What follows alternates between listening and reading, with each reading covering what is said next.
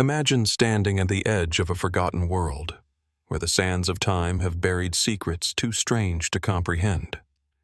For centuries, archaeologists have uncovered remnants of ancient civilizations, but some mysteries remain untouched, defying explanation. From impossible stone structures that challenge the laws of physics to cryptic artifacts that hint at knowledge lost to time, what were these cultures truly capable of? Tonight, we journey through 3 hours of the most baffling archaeological enigmas ever discovered, exploring the questions that have left even the most seasoned experts in awe. What could we have missed? Let's find out.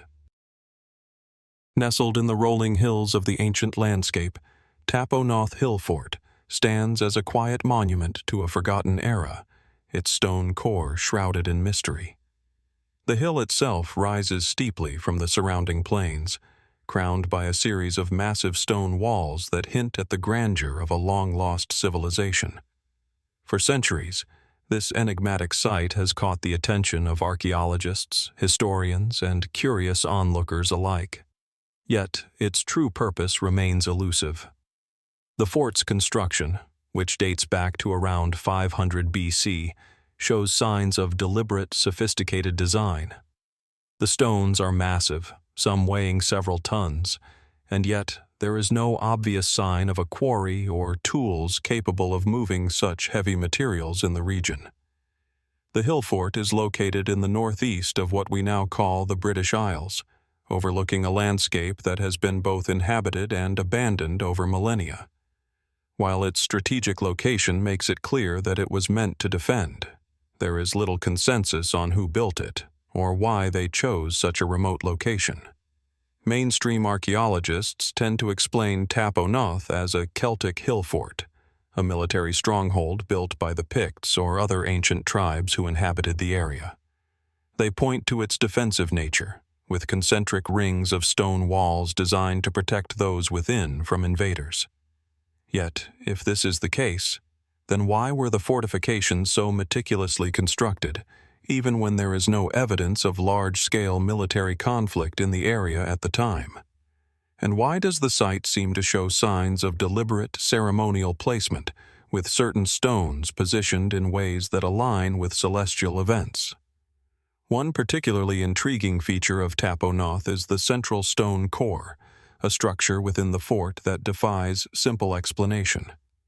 Unlike the crude, hastily assembled walls found elsewhere, the stone core is composed of larger, finely dressed stones, almost as though they were placed with a precision that transcends mere utilitarian building. Some experts suggest that the stone core could have been a form of symbolic structure, perhaps tied to ritual practices, or even an astronomical observatory. But if it was an observatory, why were the stones chosen for their size and shape? And why does the core appear to have been deliberately sealed, leaving no trace of its interior use? As we move beyond the more conventional explanations, some theories begin to take on a more speculative tone. Could the site have had an even more profound significance, one that connected it not just to local tribes, but to distant cultures or lost traditions? Some suggest that Tap O Noth might have been a site of early trade or contact with Mediterranean civilizations. Could there have been cultural exchanges between the tribes of the British Isles and the peoples of ancient Palestine or the wider Mediterranean world? The idea seems outlandish at first, yet archaeological evidence of trade goods and influence from distant lands occasionally surfaces in the region. Could the placement of certain stones at Tap O Noth be a reflection of such exchanges, a forgotten link between distant peoples? And then there are those who propose that the site was not merely a physical location, but something more, a nexus of power, a place of heightened energy, or even a spiritual hub. Could the unusual alignment of the stones be evidence of a lost knowledge, a long-forgotten technology that once allowed ancient peoples to harness the forces of the earth? Some claim that similar stone structures across the globe, like the mysterious monuments of Palestine and beyond, share striking similarities that suggest an ancient, perhaps even global, network of knowledge. What if Tap O Noth was part of that network? The more one examines the Hillfort, the more questions arise, and yet the more it seems to resist clear answers. The site has been partially excavated, and while valuable artifacts have been uncovered, none offer definitive clues as to the true nature of its construction or purpose. The lack of written records from the time only deepens the mystery, leaving us to speculate based on the silent testimony of the stones themselves. So, what is Tap O Noth? A simple Celtic hill fort, a ceremonial center, a remnant of lost knowledge, or perhaps something else entirely? The answers seem tantalizingly out of reach, and though centuries of study have uncovered much, the core mystery of the site remains unsolved. Could there be more hidden beneath the earth, waiting to be uncovered? Or has time erased all but the faintest traces of a past we may never fully understand? As we move from the enigmatic stone core of Tap O Noth, we journey further into the mist of time, where another unsolved mystery beckons: the Rathgall stone fort. Situated atop a remote hill in the rugged landscape of County Wicklow, Ireland, Rathgall is an ancient site that, like so many others, seems to hold more questions than answers. Its sheer presence is awe-inspiring, with its imposing walls of stone that have weathered centuries of wind and rain, yet still stand resilient against the ravages of time. But what was Rathgall? A simple fortification, or something far more complex? The fort sits on a hill that offers commanding views of the surrounding valley, a strategic location that suggests it may have served as a defensive stronghold. The site itself is a labyrinth of stone walls, some still standing tall and others reduced to mere rubble, as though time itself has been trying to erase its memory. The walls, which form a series of concentric rings, enclose a central space, almost a sanctuary, though it's unclear what purpose this served beyond defense. It is this structure that has fascinated archaeologists, who have dug extensively at Rathgall, uncovering relics and artifacts from as far back as 500 BC. The mainstream explanation holds that Rathgall was a typical example of an early Celtic hill fort, constructed during the Iron Age by the people who inhabited the region. Its walls were likely designed to keep enemies at bay, a common feature of many such hill forts found throughout the British Isles. Within these walls, it's assumed, would have been a settlement, a small community whose people lived, worked, and defended themselves from outside threats. But as with many ancient sites, Rathgall refuses to be easily defined.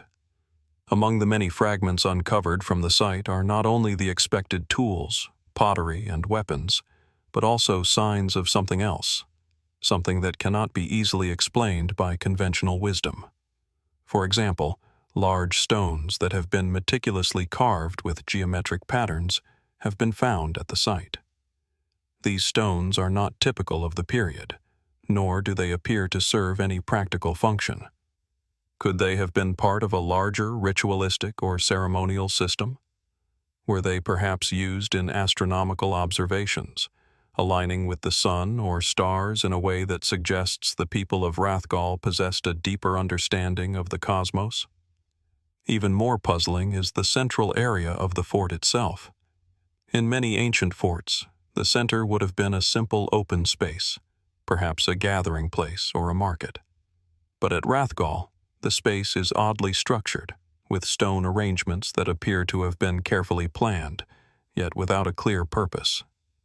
Some believe that it could have served as a ceremonial space, a place where the community performed rituals or held important gatherings. Others suggest that the fort may have been a sacred site, perhaps one used for religious purposes that have since been forgotten by history. The absence of any written records from the time, along with the mysterious nature of the fort's design, leaves these possibilities open to speculation. One particularly striking feature of Rathgall is the presence of a large stone circle near the fort. Stone circles are often associated with ancient ceremonial sites and their alignment with celestial bodies, whether the rising sun, the moon, or the stars, has been noted in many ancient cultures. Could this circle have been an astronomical observatory, designed to track the movements of the heavens? Or was it perhaps a sacred space for the people who built the fort, a place where they believed they could connect with the divine? The fact that it remains aligned with the changing sky suggests that the builders had a far more profound understanding of the natural world than we might assume. As we dig deeper into the theories surrounding Rathgall, the questions multiply. Could Rathgall have been a trading post, connected to other ancient cultures along distant trade routes? Archaeological finds at the site have hinted at interactions with people from other regions, including the Mediterranean, and possibly even the peoples of ancient Palestine. If these theories are correct, Rathgall might have served as a gateway, a meeting place between disparate cultures that spanned across vast distances, an idea that stretches the limits of what we know about early Iron Age societies. Was it merely a place of trade and defense, or was it something more, a node in a vast network of early civilization? Or could the answer lie in the realm of the more mystical and fringe theories? Some suggest that Rathgall may have been part of a larger network of sacred sites, places of power that were intentionally built to harness the energy of the earth. The careful construction of the stone circles, the strange geometric patterns found in the stones, and the positioning of the fort itself all point to a deliberate effort to align with natural forces. Could this site have been built with the belief that it possessed a unique energy, one that could influence the course of life for those who inhabited it? The idea that ancient cultures may have had access to knowledge we've lost or forgotten is not new. Could Rathgall be a relic of this lost wisdom? While these theories may seem far-fetched, they cannot be dismissed entirely. The presence of the stone circles, the strategic placement of the fort on an elevated hill, and the unexplained features of the site suggest that there is more to Rathgall than meets the eye. Its purpose, its significance, and its place in the broader history of the ancient world remain shrouded in mystery. The deeper we explore, the more we realize that Rathgall may be another piece of the larger puzzle of human history that we have yet to fully understand. As the centuries pass and the stone walls slowly crumble under the weight of time, we are left with more questions than answers. Who built Rathgall? Why did they choose this particular site? And perhaps most importantly, what hidden knowledge or meaning does it hold, waiting to be uncovered by those who dare to search? In the end, Rathgall Stone Fort remains an enigma, its walls standing in silent testament to a forgotten past. As we continue our exploration of the ancient world, one thing is certain. The mysteries of the past are far from being solved, and Rathgall is just one of many places where the unknown still lingers, waiting to be discovered.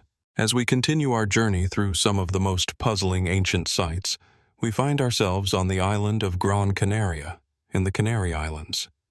Here, hidden in the steep cliffs and ravines, lies a place of mystery that has captivated archaeologists and historians for centuries: the Valerón Caves. These caves, carved into the rock, are not simply natural formations. They are an intricate network of spaces, thought to have been deliberately crafted by the ancient inhabitants of the island, the Canarei people, sometime around the 3rd century BC. The caves are located in a remote and rugged part of the island, offering sweeping views of the surrounding landscape. From a distance, they appear as little more than a scattering of small, man-made openings in the rock. But as you move closer, the complexity of the site becomes apparent. What were once simple cave dwellings or storage spaces are, upon closer inspection, a highly organized system of chambers and niches. These chambers, carved into the soft volcanic tuff, were meticulously designed, with each opening carefully crafted to serve a specific purpose. At the heart of the Valerón Caves lies a series of over 300 niches, small rectangular holes cut into the rock.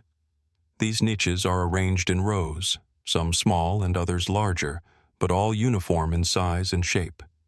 It's believed that these niches were used for storing grain, with the careful design allowing for the preservation of food over long periods of time. This theory is supported by the fact that the Canarei, like many ancient peoples, would have needed secure, dry places to store their harvests, especially given the island's climate and the constant threat of droughts or invasions. However, despite the practical explanation, questions remain. The sheer number of these niches, over 300, raises immediate doubts about their intended use. If they were simply storage spaces, why such a massive and organized effort? Why not a simpler, less labor-intensive system? Could the caves have had a purpose beyond mere storage? Some suggest that the Valerón Caves may have had ritualistic or religious significance. Could they have been used as part of an ancient ceremonial system, a place where offerings or sacrifices were made to the gods? The idea of sacred spaces carved into the earth is not unique to the Canarei people. Across ancient cultures, there are countless examples of caves being used as places of worship, where the line between the practical and the divine is often blurred. Further adding to the intrigue is the positioning of the caves themselves. The Valerón Caves are not located in any particularly strategic place in terms of defense, nor do they seem to align with any known trade routes or paths of ancient migration. They are simply nestled in a secluded ravine, removed from the bustle of daily life. So, why build such an elaborate site in such a remote location? Was it a deliberate attempt to distance this sacred space from the outside world, a way of keeping it pure and untouched by the everyday affairs of the community? Or was it that the caves were hidden for some other reason, perhaps related to their supposed sacred or mystical nature? There are other, more speculative theories that have been proposed over the years. Some have suggested that the caves might have served as a sort of communal gathering place, a site where the Canarei came together for rituals or meetings. But could there be something even more mysterious at play? Could the Valerón Caves have been built as part of a larger, island-wide network of sacred sites, each one connected to the others by ancient knowledge that has since been lost? The careful arrangement of the niches, the precision with which they were carved into the rock, hints at a level of craftsmanship and intention that goes beyond what we would expect from a simple storage facility. What if these caves were part of a more complex system of communication, perhaps involving the stars, the land, and the people? And then there's the matter of the strange carvings that have been found in the vicinity of the caves. In nearby areas, researchers have uncovered symbols and drawings that do not easily fit into the established understanding of Canarei culture. These symbols, some resembling abstract geometric shapes and others more organic, may point to an even deeper layer of meaning hidden within the caves themselves. Could these carvings be clues, encoded messages left by the Canarei that still defy interpretation? Or could they represent something more? Perhaps a lost system of knowledge, one that was erased or forgotten over the centuries. There are also those who propose a more fringe theory, that the caves were not built by the Canarei people at all, but rather by an ancient, pre-existing civilization whose influence reached far beyond the Canary Islands. Could the Valerón Caves have been built by a long-lost civilization that had a connection to other ancient cultures, perhaps even those in distant lands like Palestine?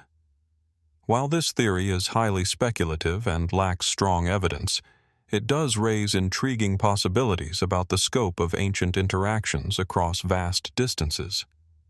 Perhaps the most tantalizing question of all, though, is one that cannot be answered with the evidence currently available. Why did the Canarei choose to build such an elaborate, mysterious site in the first place? Was it purely for practical reasons, or was there something more? A belief in the sacredness of the earth, a connection to the forces of nature, or a profound understanding of the land and its rhythms? The more we examine the Valerón Caves, the more we realize that there is still so much we don't know. The truth is, the Valerón Caves may hold answers to questions that have been lost to time, answers that we are still not ready to fully understand.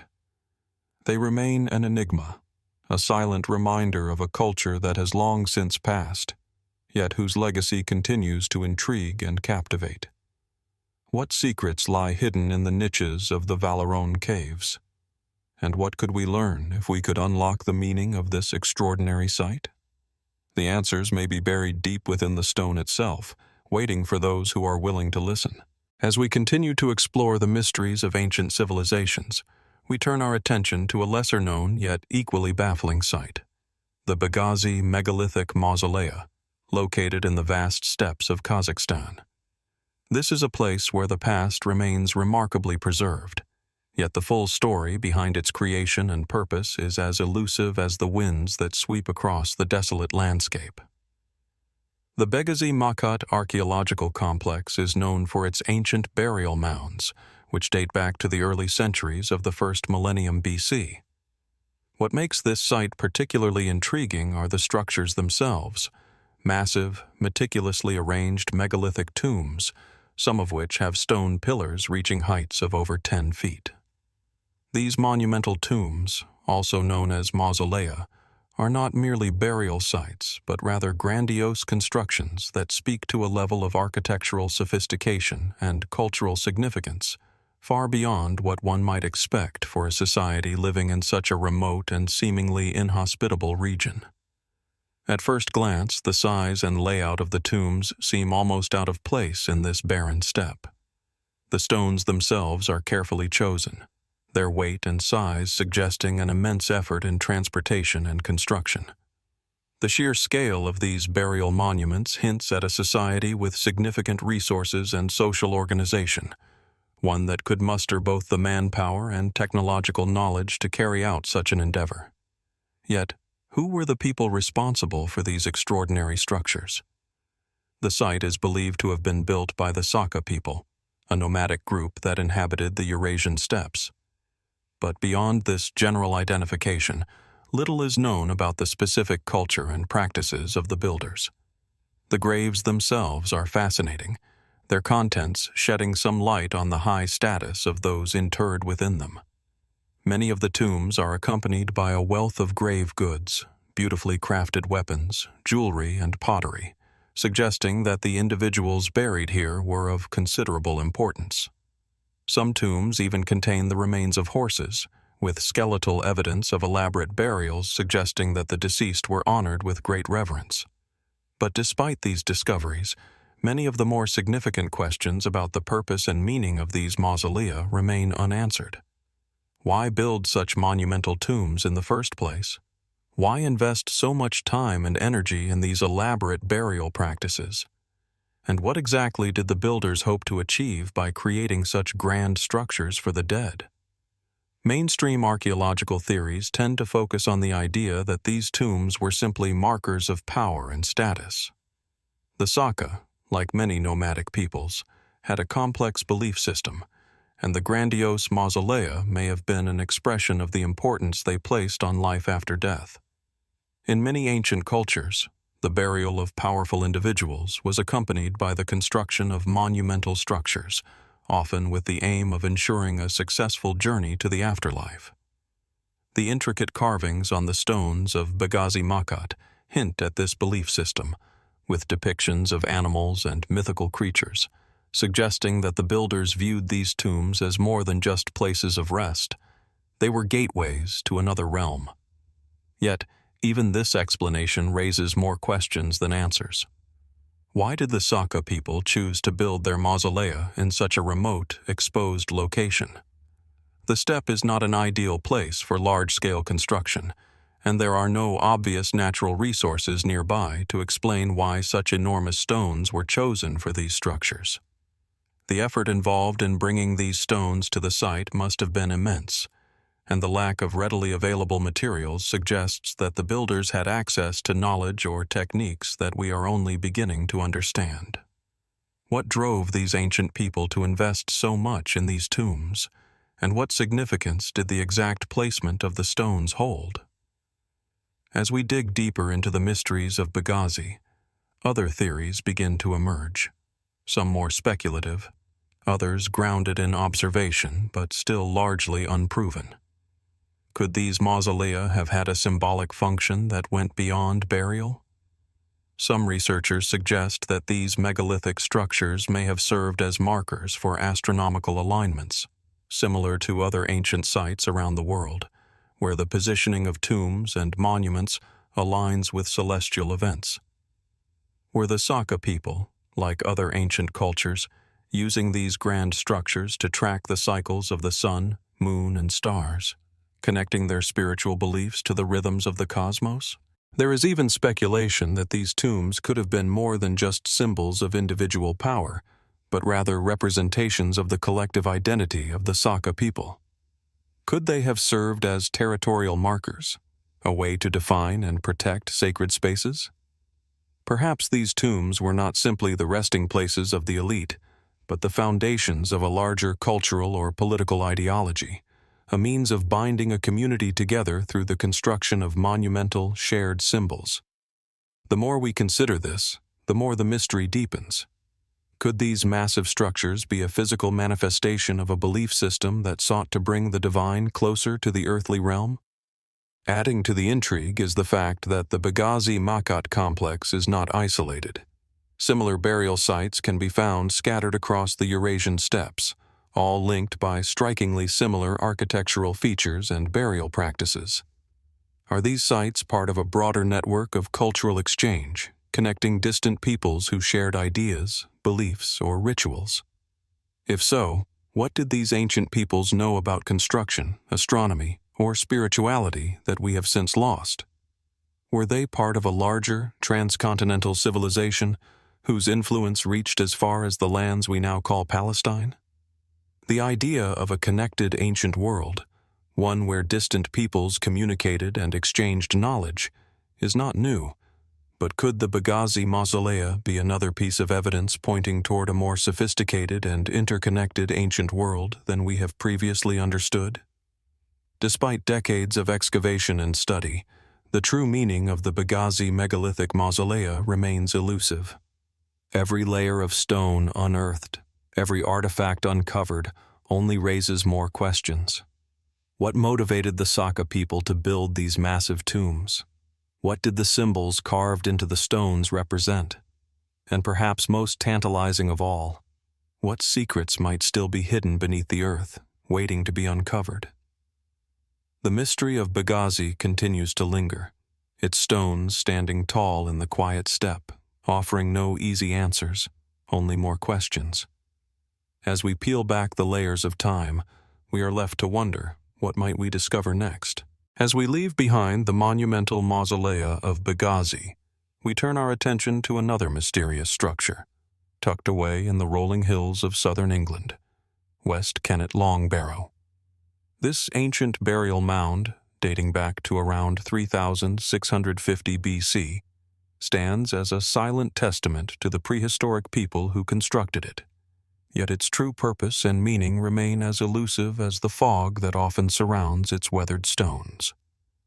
Located in the heart of the Wiltshire Downs, near the iconic Avebury Stone Circle, West Kennet Long Barrow is a large, trapezoidal-shaped burial chamber, built into the hillside and covered by an enormous mound of earth.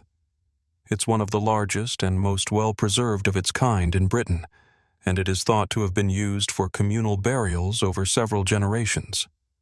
As you approach the site, you are struck by the sheer scale of the monument, its long, undulating form stretching across the landscape like a giant, ancient serpent, its stone entrance yawning darkly into the earth.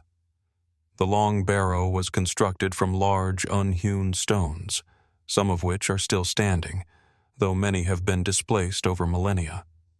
These stones mark the entrance to a long, narrow passage, which leads to a series of burial chambers inside. The passage and chambers are aligned with the land's natural contours, but also, perhaps, with the stars and the changing seasons, suggesting an understanding of both the physical world and the celestial one that may have held profound meaning for those who built it. The tomb was originally covered with earth and smaller stones, forming a large mound, but much of this has eroded or been removed over the years, leaving only the skeletal remains of its original design. What is perhaps most striking about West Kennet Long Barrow is its sense of age and permanence. The site predates the construction of Stonehenge by over 1,000 years, and yet, like that more famous monument, it gives the impression of being both ancient and timeless, as if it belongs to a world that no longer exists, but whose echoes still resonate across the landscape. The surrounding area, with its sweeping views of the Wiltshire Downs and proximity to other sacred sites, suggests that this place was of great significance to the people who lived here. The mainstream understanding of West Kennet Long Barrow is that it was a burial site, built by the Neolithic people as a place to lay their dead. Archaeological excavations have uncovered human remains, some of which were placed within the chambers in an elaborate, ritualistic manner. The bones were often arranged in specific patterns, sometimes bundled or placed alongside grave goods, such as pottery and tools, all pointing to the idea of an afterlife belief system that tied the physical and spiritual worlds together. The dead, it seems, were not merely buried, but were placed with great care and reverence, perhaps to ensure a safe passage to whatever awaited them beyond death. However, even this practical explanation raises further questions. Why would an ancient culture invest so much labor and resources into the construction of such a monumental tomb? West Kennet Long Barrow was not built overnight. It required years of planning, coordination, and physical labor. The fact that it is so large and elaborately constructed suggests that it held some deeper, spiritual meaning beyond its immediate use as a burial site. Was it intended to be a monument to the dead, or perhaps a symbol of power meant to reinforce the social hierarchy of the community? Or did it have a more complex, ritualistic function tied to the cycles of the earth and the stars? There are those who believe that West Kennet Long Barrow was not merely a place of burial, but also a site of ceremonial importance, potentially linked to other sacred sites in the area, such as Avebury. Its alignment with the sun, the moon, and the stars suggests that the builders may have been using the structure to mark the passage of time, to honor the changing seasons, or to connect with forces beyond their understanding. Some even speculate that it could have been used as an astronomical observatory, a place where the cycles of the celestial bodies were observed and recorded. Was it a place where the ancient people could commune with the gods, offering up the dead as a form of sacrifice or appeasement? Others have proposed that West Kennet Long Barrow could have served as a site of ancestor worship, where the spirits of the dead were thought to remain within the barrow, influencing the living. This theory is supported by the discovery of ritualistic objects, such as stone tools and pottery, that were found alongside the remains. Perhaps the dead were believed to possess powers or knowledge that could be called upon by the living, making the barrow a kind of sacred gateway between the two worlds. In this context, the tomb might not only have been a place of burial, but also a place of power, one where the ancient people came to commune with their ancestors and seek their guidance. Then there are the more fringe theories, which suggest that West Kennet Long Barrow may have had a role in some form of early astronomical or esoteric knowledge, connecting it to an even broader network of ancient monuments. Some propose that it was part of a system of sacred sites stretching across the landscape, all aligned with specific celestial events, such as solstices or equinoxes. Could West Kennet Long Barrow, with its carefully constructed passageways and its connection to the surrounding landscape, have been a part of an even more advanced and widespread network of astronomical observatories, built by a long-lost culture with knowledge we can barely begin to understand? Perhaps one of the most compelling aspects of West Kennet Long Barrow is the mystery surrounding its construction. While the tomb itself offers some clues, much of the work remains a puzzle. The stones used in its construction are of varying sizes and shapes, some clearly transported from distant locations. How did the Neolithic people, without the wheel or advanced tools, manage to move such enormous stones and place them with such precision? Was there a hidden knowledge of engineering at play, or could there have been a much deeper, forgotten understanding of the natural world? As we look upon the weathered stones and darkened chambers of West Kennet Long Barrow, we are left with more questions than answers. What motivated the Neolithic builders to invest so much effort in constructing such a monumental tomb? Was it merely for the dead, or was it a place of powerful, living significance, tied to a belief system that we are only beginning to grasp? What does it mean to build something so permanent, so enduring, in a world that was otherwise transient and fleeting? The Long Barrow stands, a silent monument to a past we can never fully know. It offers us glimpses of an ancient world that still holds its secrets, secrets that may never be fully understood. The question remains, what were the builders of West Kennet Long Barrow trying to tell us, and what mysteries are still hidden beneath its earth? As we leave the solemnity of West Kennet Long Barrow behind, we travel southward, to a rugged and sun-scorched corner of the Mediterranean. On the island of Corsica, amid the rolling hills and ancient scrubland, stands the Castellu di Cucuruzzu, a mysterious fortress that has long captured the imaginations of those who dare to uncover its secrets.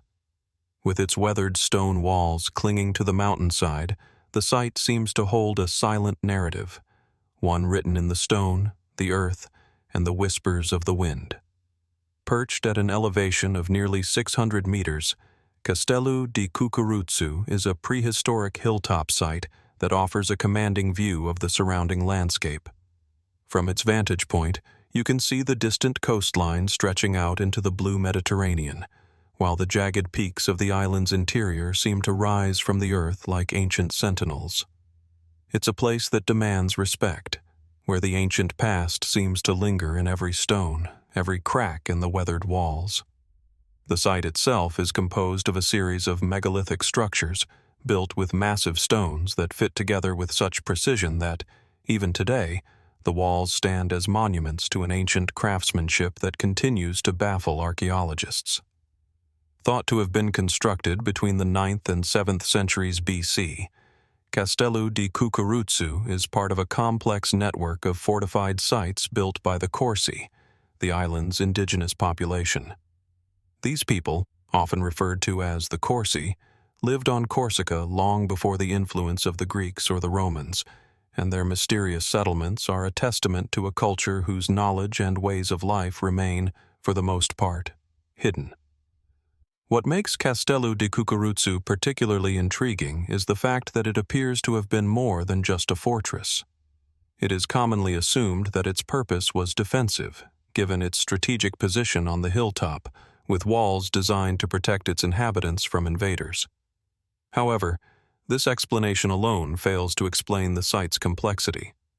Castellu di Cucuruzzu is not just a collection of stone walls, it is a carefully designed settlement, with pathways leading between different enclosures, chambers, and ritual spaces.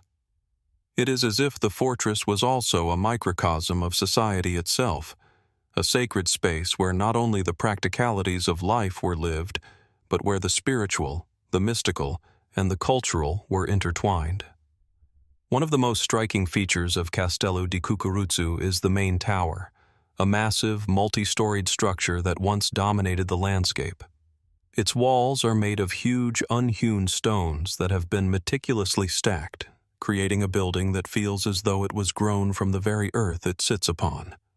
The tower is aligned with the surrounding landscape in ways that suggest the builders had a deep understanding of their environment, both natural and celestial. Could this alignment have been intentional, a way of connecting the people with the land and the heavens? Some researchers believe that the tower may have been used as a lookout point, while others speculate that it may have had a more ritualistic or ceremonial function.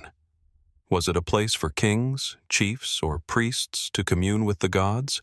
Or was it a symbol of power meant to impress and intimidate the surrounding tribes? Beneath the tower, there are a series of chambers and passageways that have been carved into the rock, some of which are too small to stand up in, forcing visitors to crouch low as they navigate the narrow spaces. These subterranean rooms, with their cool, shadowy interiors, evoke a sense of mystery and isolation. It's not entirely clear what these chambers were used for, but their size and shape suggest they may have been dedicated to ritual practices, perhaps places of worship, or even tombs for the deceased. The connection between the living and the dead is often a theme in ancient cultures, and the presence of these dark, hidden spaces raises the question: did the builders of Castellu di Cucuruzzu believe in an afterlife? And if so, what role did these subterranean chambers play in their rituals? The enclosing walls of the settlement are another mystery. The stones used in their construction are carefully shaped, and many of them are massive, weighing several tons each. Some of these stones are so large that it is difficult to understand how they were moved and placed with such precision. The sheer effort required to construct the site suggests that the people who built it possessed not only great strength, but also sophisticated knowledge of engineering and construction, knowledge that may have been passed down through generations but has since been lost to history. Yet, despite the impressive scale of Castellu di Cucuruzzu, it remains unclear just how long it was occupied, or what led to its eventual abandonment. Archaeologists have found evidence of settlement at the site, but the exact timeline is still debated.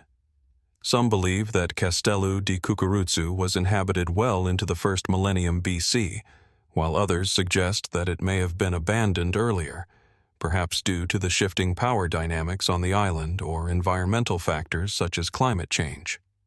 Could the rise and fall of the Corsi be linked to broader regional conflicts, or was the decline of Castellu di Cucuruzzu the result of internal social or political struggles? The site's mysterious nature has led to numerous theories about its purpose. Some scholars believe that Castellu di Cucuruzzu was part of a broader network of fortified settlements, possibly linked by trade, religion, or mutual defense. Others have speculated that the settlement might have served as a center for the Corsi's spiritual life, a sacred place where the people could connect with their gods, or perhaps even with the ancestors they believed still walked among them. The site's location, perched high on a hill with views over the surrounding countryside, suggests a strong connection to the natural world. Could the builders of Castellu di Cucuruzzu have seen their fortress as a bridge between the human world and the divine, a place where the earth and the heavens met? There are also those who propose more speculative theories, suggesting that Castellu di Cucuruzzu could have been part of a broader, ancient network of sacred sites that stretched far beyond Corsica. Could the Corsi have been connected to other ancient cultures, perhaps even those from distant lands like Palestine, in ways we are only beginning to understand? While there is no direct evidence to support these claims, the idea of a lost network of interlinked sacred sites, built by ancient civilizations whose connections have been forgotten by history, is an idea that continues to captivate the imagination. As with many ancient sites, the mystery of Castellu di Cucuruzzu is a riddle that refuses to be solved. The more we uncover, the more questions seem to arise. What was the true purpose of the towering stone structures? What role did the subterranean chambers play in the life of the community? Was Castellu di Cucuruzzu a fortress of the living, or a sacred temple dedicated to the gods? And what knowledge, hidden in the stones, has been lost to time? The site stands today as it has for centuries, weathered, silent, and enigmatic. As we walk among the stones, we are reminded that the true story of Castellu di Cucuruzzu may never be fully revealed. The questions remain, urging us to continue the search, to uncover the secrets that still lie beneath the rocks. Could the answers to these ancient mysteries be waiting just out of reach in the ruins of this forgotten place? The journey to uncover the past continues, and the mystery of Castellu di Cucuruzzu remains a tantalizing enigma, one that may never fully be solved, but which continues to beckon the curious, the brave, and the inquisitive to come closer. As we move from the sun-baked hills of Corsica to the wind-swept coasts of southwestern England, we arrive at yet another mystery buried deep in the earth. Carn, Euny, an ancient village that has puzzled archaeologists and historians alike for centuries. Nestled in the rugged landscape of Cornwall, Carn Euny is a place where the past seems to rise from the ground in unexpected ways, offering glimpses into a world that has long since disappeared. It is a site that raises more questions than answers, leaving behind only fragments of a once thriving community, fragments that challenge our understanding of who the people of Carn Euny were and why they left behind such an enigmatic legacy. The village, which dates back to the Iron Age, around 1000 BC, is not just a simple settlement. It is a carefully constructed site that speaks to a sophisticated understanding of architecture and community planning. The remains of stone-built houses and walls are scattered across the site, with some structures appearing to have been linked by narrow, winding pathways that suggest a tight-knit community. At first glance, Carn Euny looks like any other ancient village, just another site where people once lived and worked. But as you spend more time there, walking through the uneven stones and peering into the dark recesses of the underground chambers, something begins to feel different. This is no ordinary settlement. The most striking feature of Carn Euny is the fogu, a subterranean structure unlike anything else found in prehistoric Britain. The fogu is a stone-built chamber, dug deep into the earth, with a narrow, low entrance that leads into a dark, cool passageway. Inside, the air feels thick, as though the stone walls are holding secrets long buried. The passage twists and turns, leading into larger chambers, and some of these chambers have strange, curving walls that give them a distinctly otherworldly feel. The exact purpose of these fogus remains unknown, but their construction suggests a function that goes beyond simple utility. Were these underground chambers used for storage, or did they serve a more ritualistic purpose? Did the people of Carn Euny believe that the earth itself held spiritual significance, using the fogu to connect with the forces beneath the surface? While mainstream archaeologists have suggested that the fogu was used for ceremonial or ritual purposes, others propose that it might have had a more practical function. Some have speculated that the fogu could have been a refuge during times of attack, a place of shelter from raiders or invading forces. The cool underground chambers would have provided a safe haven from the heat of battle, a place to regroup and strategize. But then again, why build such a sophisticated and seemingly elaborate structure solely for defense? The very construction of the fogu, its size, its placement, and the effort it would have taken to create, suggests that it may have served another purpose altogether. Could it have been a sacred space, designed for rituals connected to the earth, or to the ancestors, or perhaps even to celestial forces? The idea of the fogu serving as a place of spiritual significance seems plausible when we consider the larger context of Carn Euny.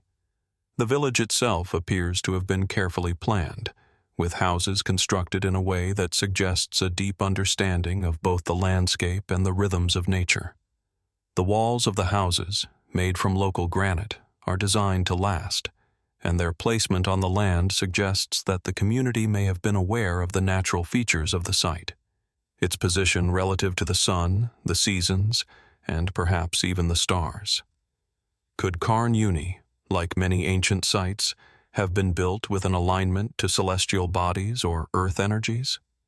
It's a question that remains unanswered, but one that invites further speculation. If the fogu had a sacred purpose, perhaps it was tied to a belief system that viewed the earth as a living, breathing entity, one that needed to be appeased or honored through ritual. But as we dig deeper into the history of Carn Euny, other strange and unexplained elements begin to surface. For one, the site appears to have been abandoned rather suddenly, leaving behind a village that, in some ways, feels frozen in time. Archaeologists have found evidence of food storage and other basic necessities, but there is no clear indication of what caused the inhabitants to leave. Was it a natural disaster, a change in climate, or the result of an attack by neighboring tribes? Some have speculated that the villagers of Carn Euny might have been driven out by a larger force, but no evidence of such an attack has ever been discovered. Could it have been something else entirely? Perhaps a shift in the social or spiritual structure of the community? The mystery of why the village was abandoned remains one of the most compelling aspects of Carn Euny. Another puzzling aspect of the site is its location. Nestled in a secluded valley, Carn Euny is far removed from the main settlements of its time, yet it seems to have been strategically placed, with a clear view of the surrounding landscape. It's as though the people of Carn Euny were deliberately trying to remain hidden, tucked away from the world around them. Could this have been a place for a special group, perhaps a clan or a religious order, that wanted to keep to itself?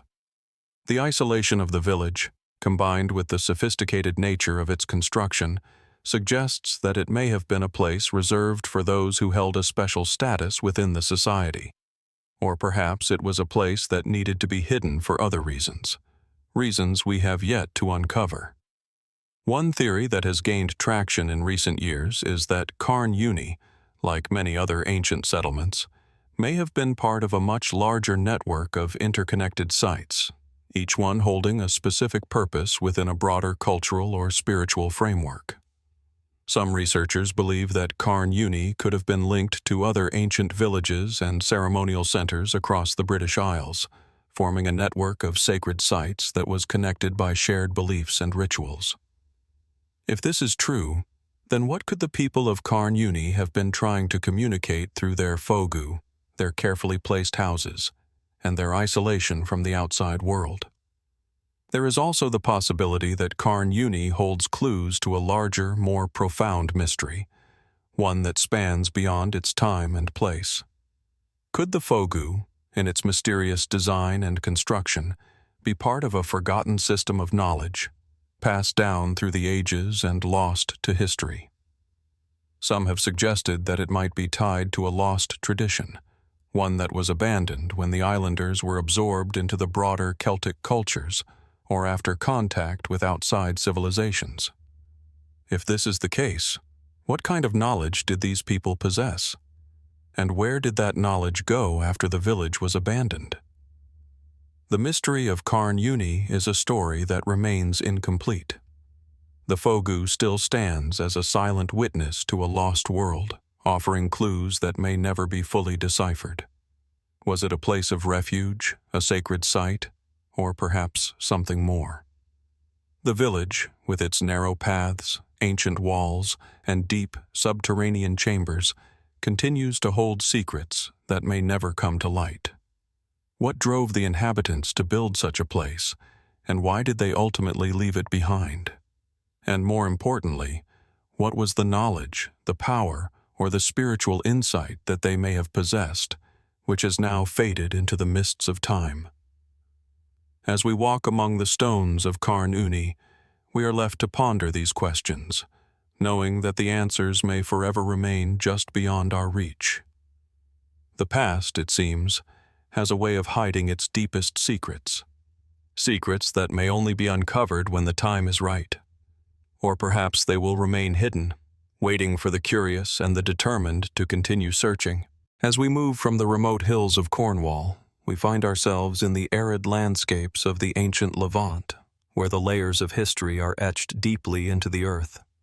Here, among the hills of northern Palestine, lies Tel Dan, a site where ancient stone structures, massive ramparts, and towering city walls still stand, defying time and weather. The remnants of this ancient city have long intrigued archaeologists and historians, not only because of its scale and complexity, but also because of the enigma that surrounds its true purpose and significance. Tel Dan is not just an ordinary archaeological site. It is a city with a rich, often mysterious past that spans thousands of years. Situated at the foot of Mount Hermon, at the convergence of the Jordan River and the lush, fertile plains, this location offered strategic value, as well as access to trade routes that connected different civilizations. The city itself was once a thriving center of culture, power, and religion. But today, it is perhaps best known for its massive stone ramparts, an ancient fortress of sorts that has left both historians and archaeologists asking, how was this constructed, and what purpose did it serve? The ramparts of Tel Dan are nothing short of impressive. Built from huge, carefully hewn stones, some of which weigh several tons, these defensive walls would have once encircled the city, offering protection from invaders and the natural elements. Even in their ruined state, the size and precision of the stones are awe-inspiring. Some stones are so large that it seems inconceivable that the ancient builders could have moved and placed them without modern technology. The ramparts curve along the hilltop, following the natural contours of the land, creating a formidable fortification that would have been difficult to breach by any invading force. While the mainstream explanation holds that these walls were built for defense, the true reason behind their construction remains elusive. Was Tel Dan simply a military stronghold, a place built to safeguard the city from attacks, or was it something more? The site's ancient layers and complex design hint at a level of sophistication and planning that suggests a deeper purpose, one that may have involved religious, social, or even astronomical factors. Could these ramparts have been built not just as a defense against invaders, but as part of a larger symbolic framework? Could they represent more than just protection, but an embodiment of the power and spiritual significance of the city itself? The size of the stones and the care with which they were placed suggest that the people of Tel Dan were skilled builders, possessing knowledge and techniques that have long since been lost to history. Some of the stones, especially those in the outer walls, seem to have been carefully selected for their size and shape, while others appear to have been positioned with incredible precision, as if to align with the landscape in some specific way. It is this alignment that has led some researchers to speculate that the builders of Tel Dan may have had a deep understanding of the natural world. Could the ramparts be part of a larger system of sacred sites, each constructed with an awareness of the stars, the sun, or other celestial bodies? Could the walls have had a symbolic connection to the earth, the heavens, or even the cycle of life and death? What further complicates the mystery of these ramparts is the fact that Tel Dan is not the only site where such massive stone walls have been found. Across the region, other ancient cities, such as Hazor and Megiddo, boast similar fortifications. Yet, despite their shared construction style, each of these sites presents its own set of peculiarities. The sheer scale of the walls at Tel Dan, for example, seems disproportionate to the size of the city itself. Was this a case of over-engineering, or was the rampart designed for a more symbolic purpose? Some theories suggest that the builders may have wanted to create a sense of awe and power, not just in defense, but as a reflection of the city's political or spiritual dominance. In addition to the walls, another remarkable feature of Tel Dan is its ancient gate, a stone structure that still stands at the entrance to the city. This gate, like the ramparts, was built with immense stones, each one carefully shaped and placed. Its position suggests that it was a place where important ceremonies may have taken place, as gates in ancient cities often served as locations for public rituals or announcements. Could it be that the entrance to the city itself held sacred significance? Was the city's protection not only a matter of defense but also a matter of ritual, where the gate stood as a threshold between the living and the divine? It is also worth considering the possibility that the ramparts were part of a broader network of monumental stone structures that once stretched across the region, perhaps even beyond the borders of modern Palestine. Were these ramparts connected to other great cities, or could they have formed part of a greater political and spiritual system? This would certainly explain the scale of their construction. Could these walls have been part of an ancient tradition of monumental architecture, built not just for protection, but to symbolize something greater, a reflection of the cosmic order, or an expression of a unified spiritual belief system? As with many ancient sites, the mystery of Tel Dan refuses to be fully revealed. The massive stone ramparts stand as silent witnesses to a past that is both distant and unknowable. What we can say for certain is that these walls were more than just an architectural feat. They were, in some way, a reflection of the culture and beliefs of the people who built them. But what those beliefs were, and how they tied into the city's political, spiritual, and social systems remains a question that we may never be able to fully answer. In the end, the ramparts of Tel Dan remind us of the enduring mystery that lies at the heart of many ancient sites.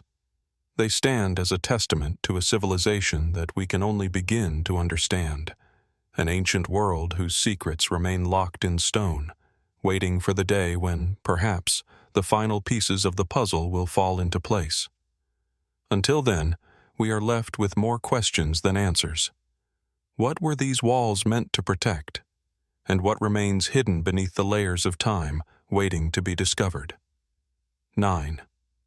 Kerry Stone Forts. As we leave the ancient ramparts of Tel Dan, the search for mysterious and unexplained structures takes us further into the mist-covered landscapes of Ireland, where stone forts rise from the hillsides of County Kerry like relics from another age.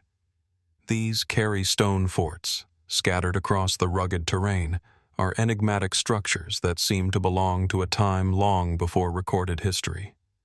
Their silent, weathered stone walls hold secrets that still refuse to yield to modern understanding.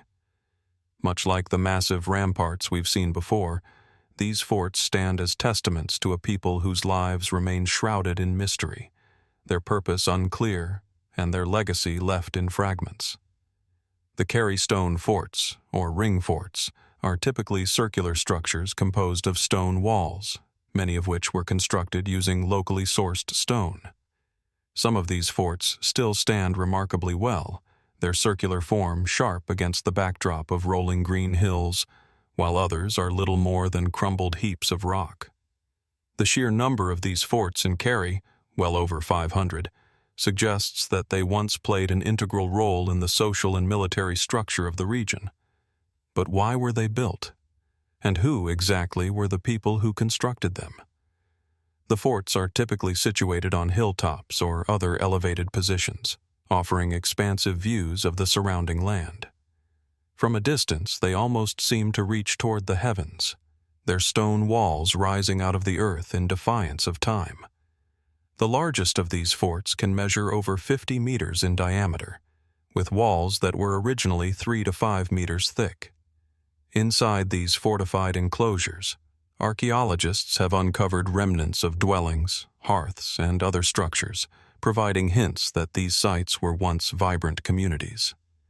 The construction of the forts suggests a people who were capable of significant architectural feats, but the precise nature of the society that built them remains elusive. Mainstream archaeological thinking typically holds that the stone forts of Kerry were primarily defensive in nature, built to protect their inhabitants from raiders and rival groups.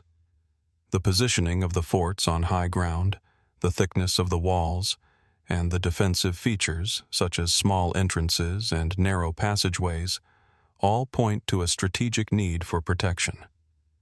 During the late Bronze Age and early Iron Age, much of Europe was a landscape of shifting tribal allegiances, with frequent conflicts between competing groups. The stone forts could have been constructed as strongholds to defend against these threats. Yet, as we move beyond the conventional narrative, a number of questions begin to arise. The sheer complexity and scale of some of these stone forts suggests that their purpose may not have been limited to defense alone. Was the construction of these sites simply an answer to the dangers of the time, or could they have been built for a more symbolic or ritualistic reason? In other words, could these stone circles have been more than just fortifications, perhaps serving as places of power or spiritual significance? There are those who suggest that the ring forts of Kerry were not solely designed for defense, but may have played an important role in the social and religious lives of the people who built them. The circular design, for example, could represent a symbolic connection to the cosmos, with the circle itself serving as a representation of the cyclical nature of life, death, and rebirth. Could these forts have been centers for rituals or ceremonies, places where people gathered to mark important moments in their lives, or to worship deities associated with the earth and the heavens? The forts, with their stone walls and solitary locations, might have also functioned as status symbols within the society. The larger and more intricate the fort, the higher the status of the individual or family who built it. It's possible that these ring forts were not just military outposts, but were also markers of social hierarchy, built by the most powerful or influential families to assert their dominance within the tribe. Could they have been a kind of visual representation of the power struggle that often occurred in ancient societies, each fort a reminder of the wealth and strength of those who occupied it? There are also those who speculate that the forts of Kerry were part of a wider network of sacred sites, aligned with astronomical events. This theory posits that the fort structures may have been built with an awareness of the cosmic cycles, such as the solstices and equinoxes, with the positioning of the forts acting as a form of ritualistic alignment with celestial bodies. Such a theory is not without precedent. Across the world, many ancient cultures constructed their monuments and structures with the stars in mind. Could the Kerry stone forts, like their counterparts in ancient Britain and Ireland, have been built to honor the heavens and the gods who were believed to inhabit them? The mystery of the ring forts deepens further when we consider the fact that they were built without the advanced tools and machinery available to modern civilizations.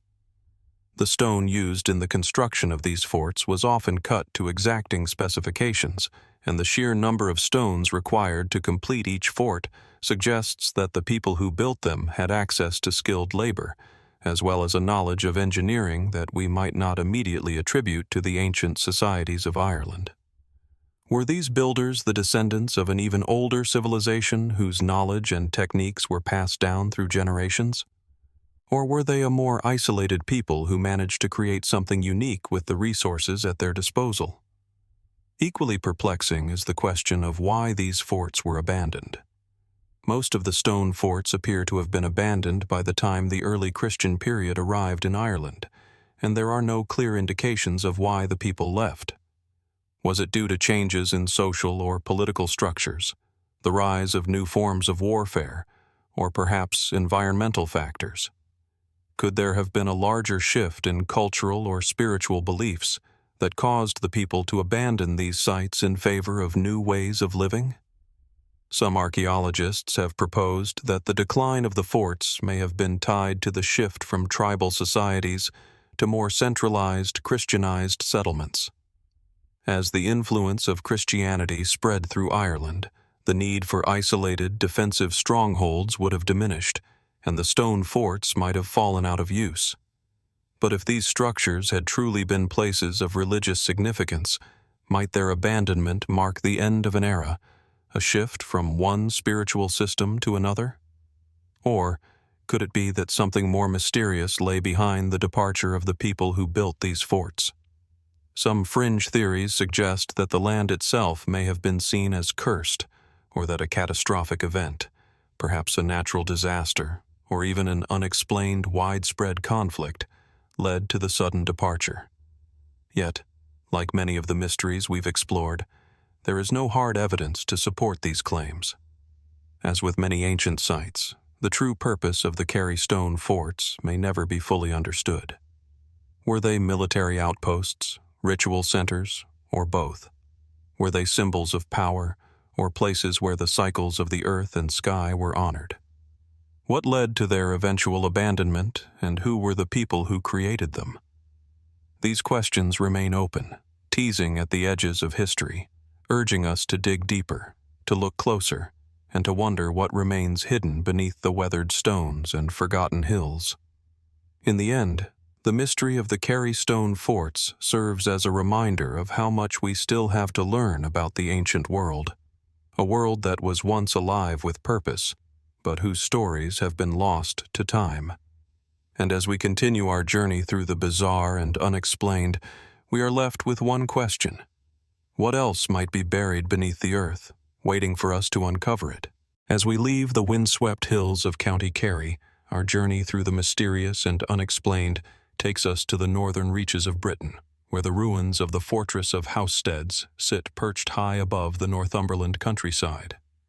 This ancient fort, part of the larger Hadrian's Wall complex, offers a unique glimpse into the Roman world, an empire that spanned continents, yet left behind only fragmented memories. But as we examine the remains of this once mighty stronghold, a series of unanswered questions begin to emerge. What happened here, and why does this place feel so different from other Roman outposts? The fortress of Housesteads, known as Vercovicium in Roman times, was established around 120 AD as part of Emperor Hadrian's grand project to solidify the northern frontier of the Roman Empire.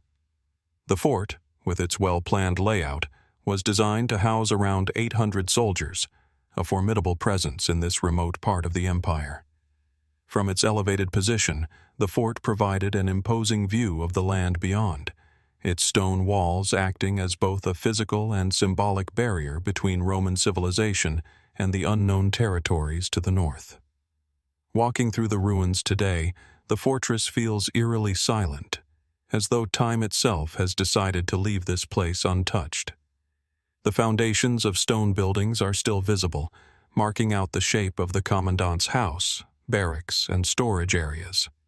The Roman baths, surprisingly well preserved, still carry the echoes of the lives once lived here. But it is not just the structures that draw our attention. It is the mysteries that surround this site, mysteries that suggest something more than mere military occupation. The walls of Housesteads, thick and imposing, stand as silent witnesses to the Roman Empire's ambitions. Yet, despite the fort's strategic location and defensive strength, Housesteads seems to have been abandoned long before the decline of the Roman Empire.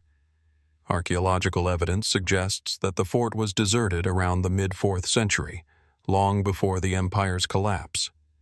The abandonment of such a well-established and fortified outpost raises questions. Why would the Romans leave this critical frontier post so suddenly? And what happened to the soldiers and civilians who once lived there?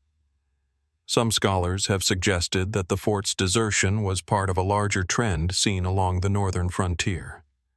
As the Roman Empire began to stretch its resources thin, especially in the 4th century, the defensive garrisons along Hadrian's Wall were gradually abandoned. Yet, this explanation doesn't fully account for the mystery that pervades Housesteads. The remains found at the site, including items of everyday life, suggest that the fort was not abandoned in haste. This wasn't a scenario of sudden attack or panic. In fact, some of the remains point to a deliberate and orderly abandonment, almost as if the people who lived there had simply decided to leave. What would cause a Roman legion to leave a strategically important fortress? And why was there so little evidence of conflict? The archaeological record offers tantalizing glimpses into the daily lives of the inhabitants of Housesteads, but it also hints at something more elusive. Numerous inscriptions have been uncovered throughout the site, some bearing Roman names, others depicting gods and deities. It's clear that the people of Housesteads lived by Roman law, worshipped Roman gods, and adhered to Roman customs. But there are strange and unsettling anomalies that challenge our understanding. For example, several of the inscribed stones appear to reference local traditions or beliefs that were at odds with Roman practices. Could the inhabitants of this fort have embraced elements of local spirituality? Or were they possibly influenced by beliefs from even further afield? Ideas or deities that had been imported from other parts of the empire, or even beyond its borders? Perhaps most perplexing are the ritualistic objects found buried around the fort's perimeter. Some of these items, like small altars and votive offerings, seem to indicate that the soldiers and civilians at Housesteads engaged in practices that were not purely Roman in nature. In particular, some of the burial sites around the fort suggest a sacred significance to certain locations. Could the site of Housesteads have been built on top of an earlier, pre-Roman settlement, one that had spiritual significance for the local population? Did the Romans, in their conquest, decide to integrate their own beliefs with those of the indigenous people? Or could the mysterious practices discovered at the site point to a religious hybridization, a blending of Roman and local traditions that was never fully documented?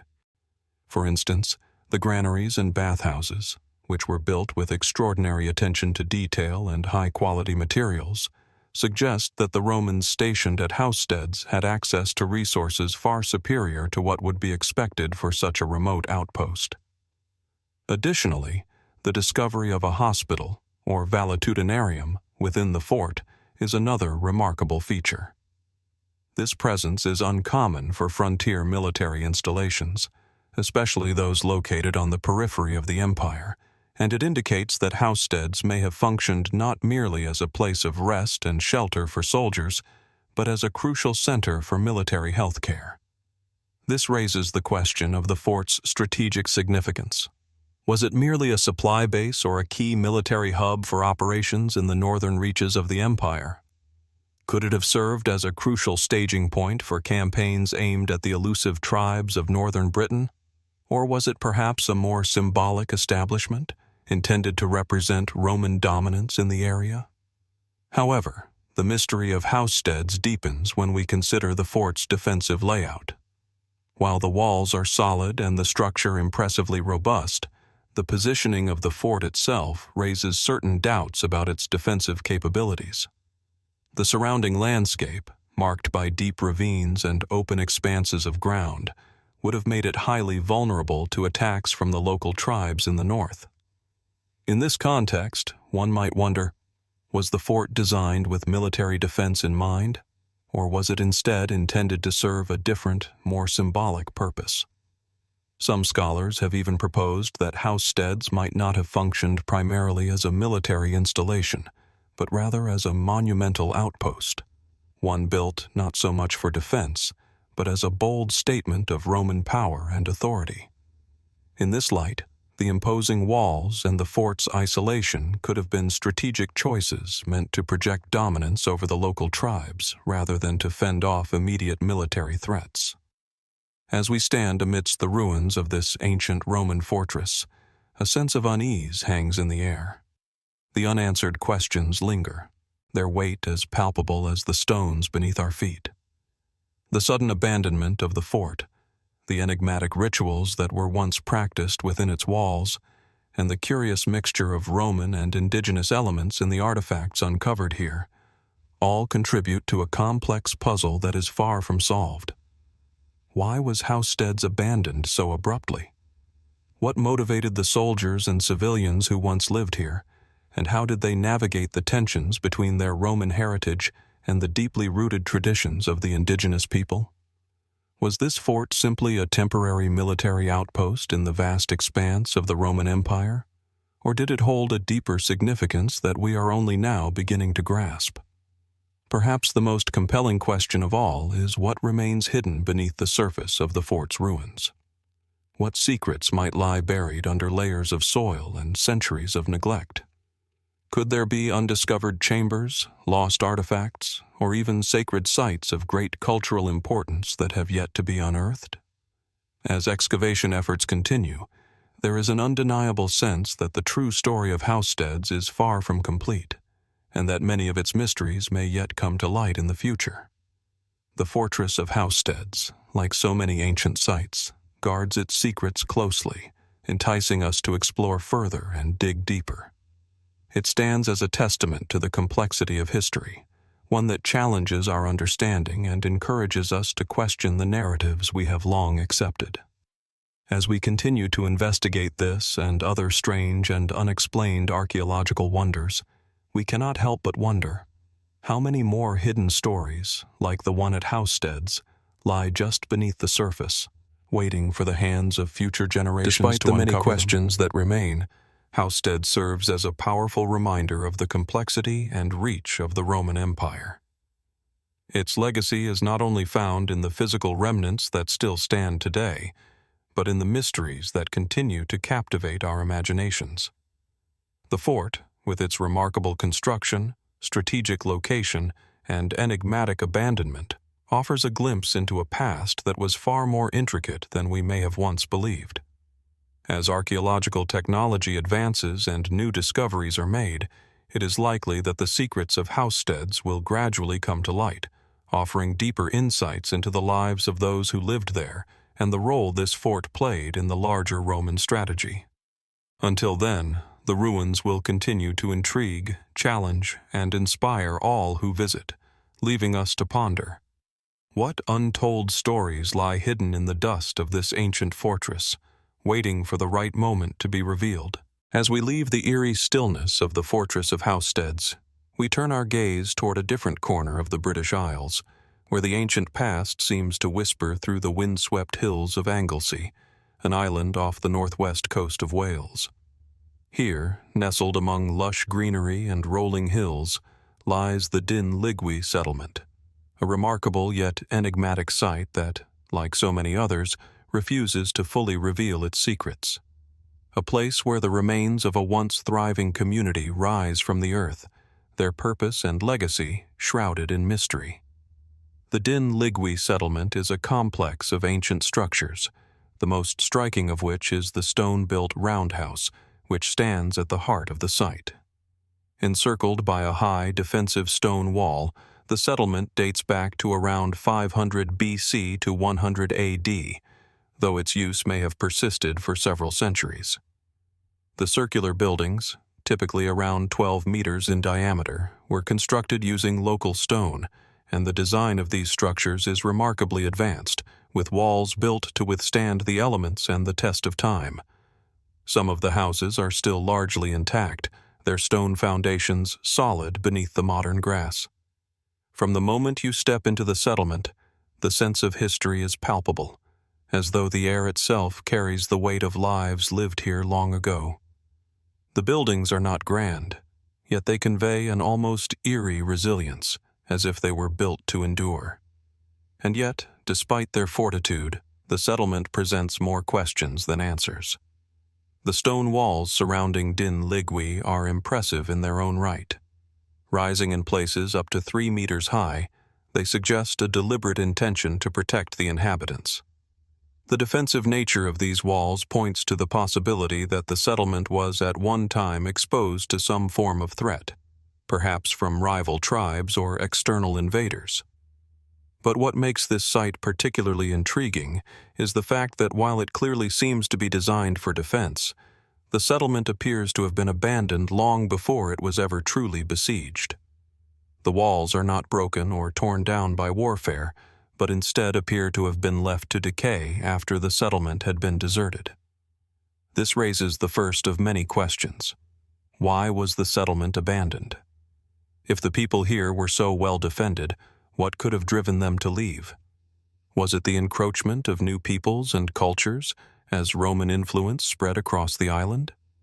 Or was it something more subtle, an internal collapse, a shift in religious or social practices, or perhaps a natural disaster that made the area less hospitable? The absence of any clear signs of external violence, such as arrows, weapons, or burned structures, suggests that the settlement did not fall due to conflict. Instead, the slow disintegration of Dún Lligwy seems more akin to a gradual withdrawal rather than a violent end. Could the abandonment of the settlement reflect a larger change in society?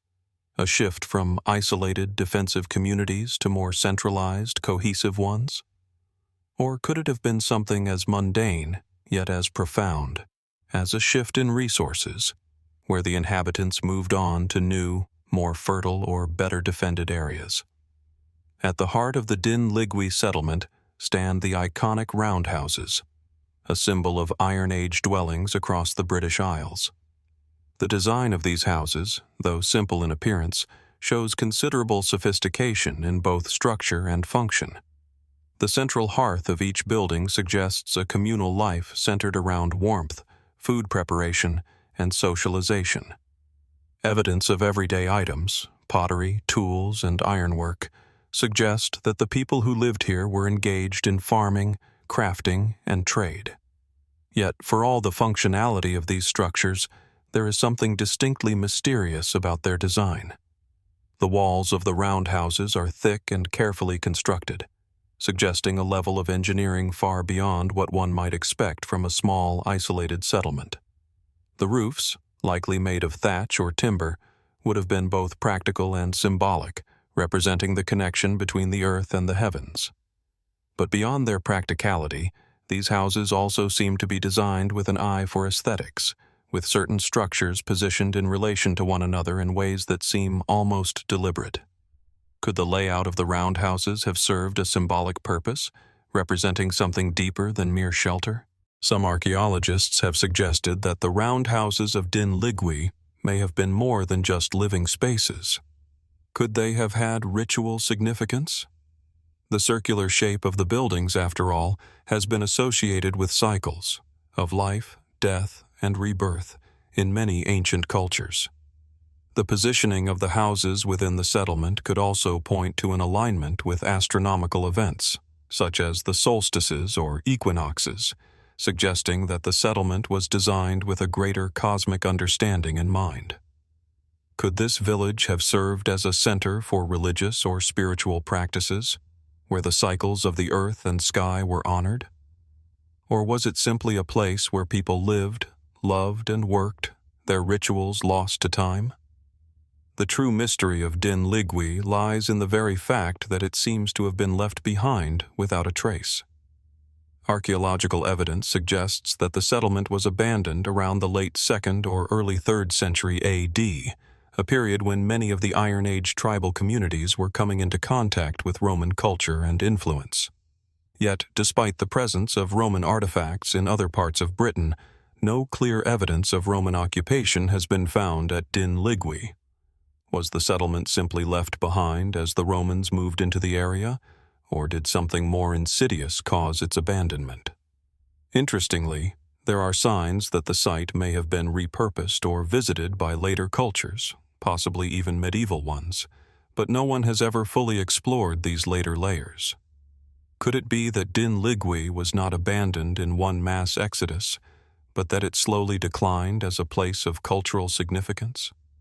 The steady erosion of the walls, the loss of the defensive structures, and the gradual disappearance of the settlement's inhabitants all point to a slow fading of the once thriving community.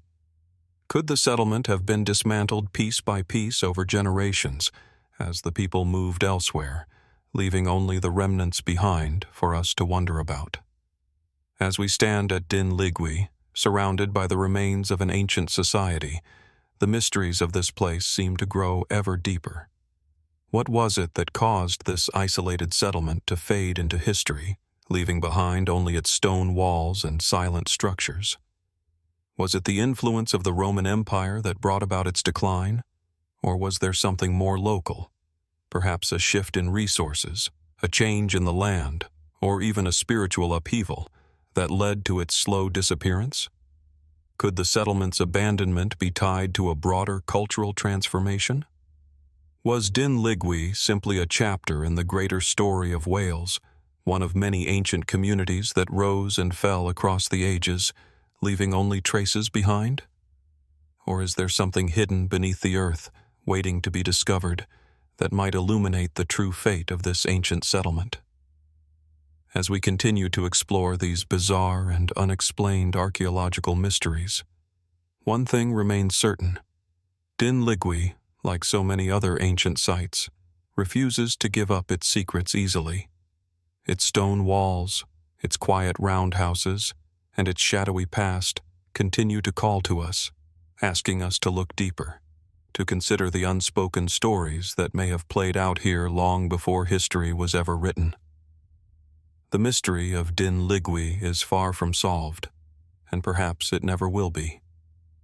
But as we walk among its ruins, we can't help but wonder, what else might still be hidden beneath the earth? What forgotten truths are waiting to be uncovered?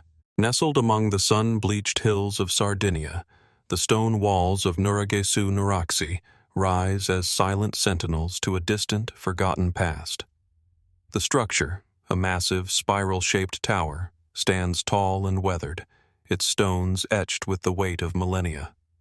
Surrounded by the sparse green of Mediterranean shrubland, this ancient monument seems both timeless and utterly enigmatic, as though its very presence holds some secret too vast for modern understanding. It's as though the earth itself has been shaped to protect something that we are not yet ready to uncover. The site is one of hundreds scattered across Sardinia, but Su Nuraxi stands as the most well-known and the most studied of them all.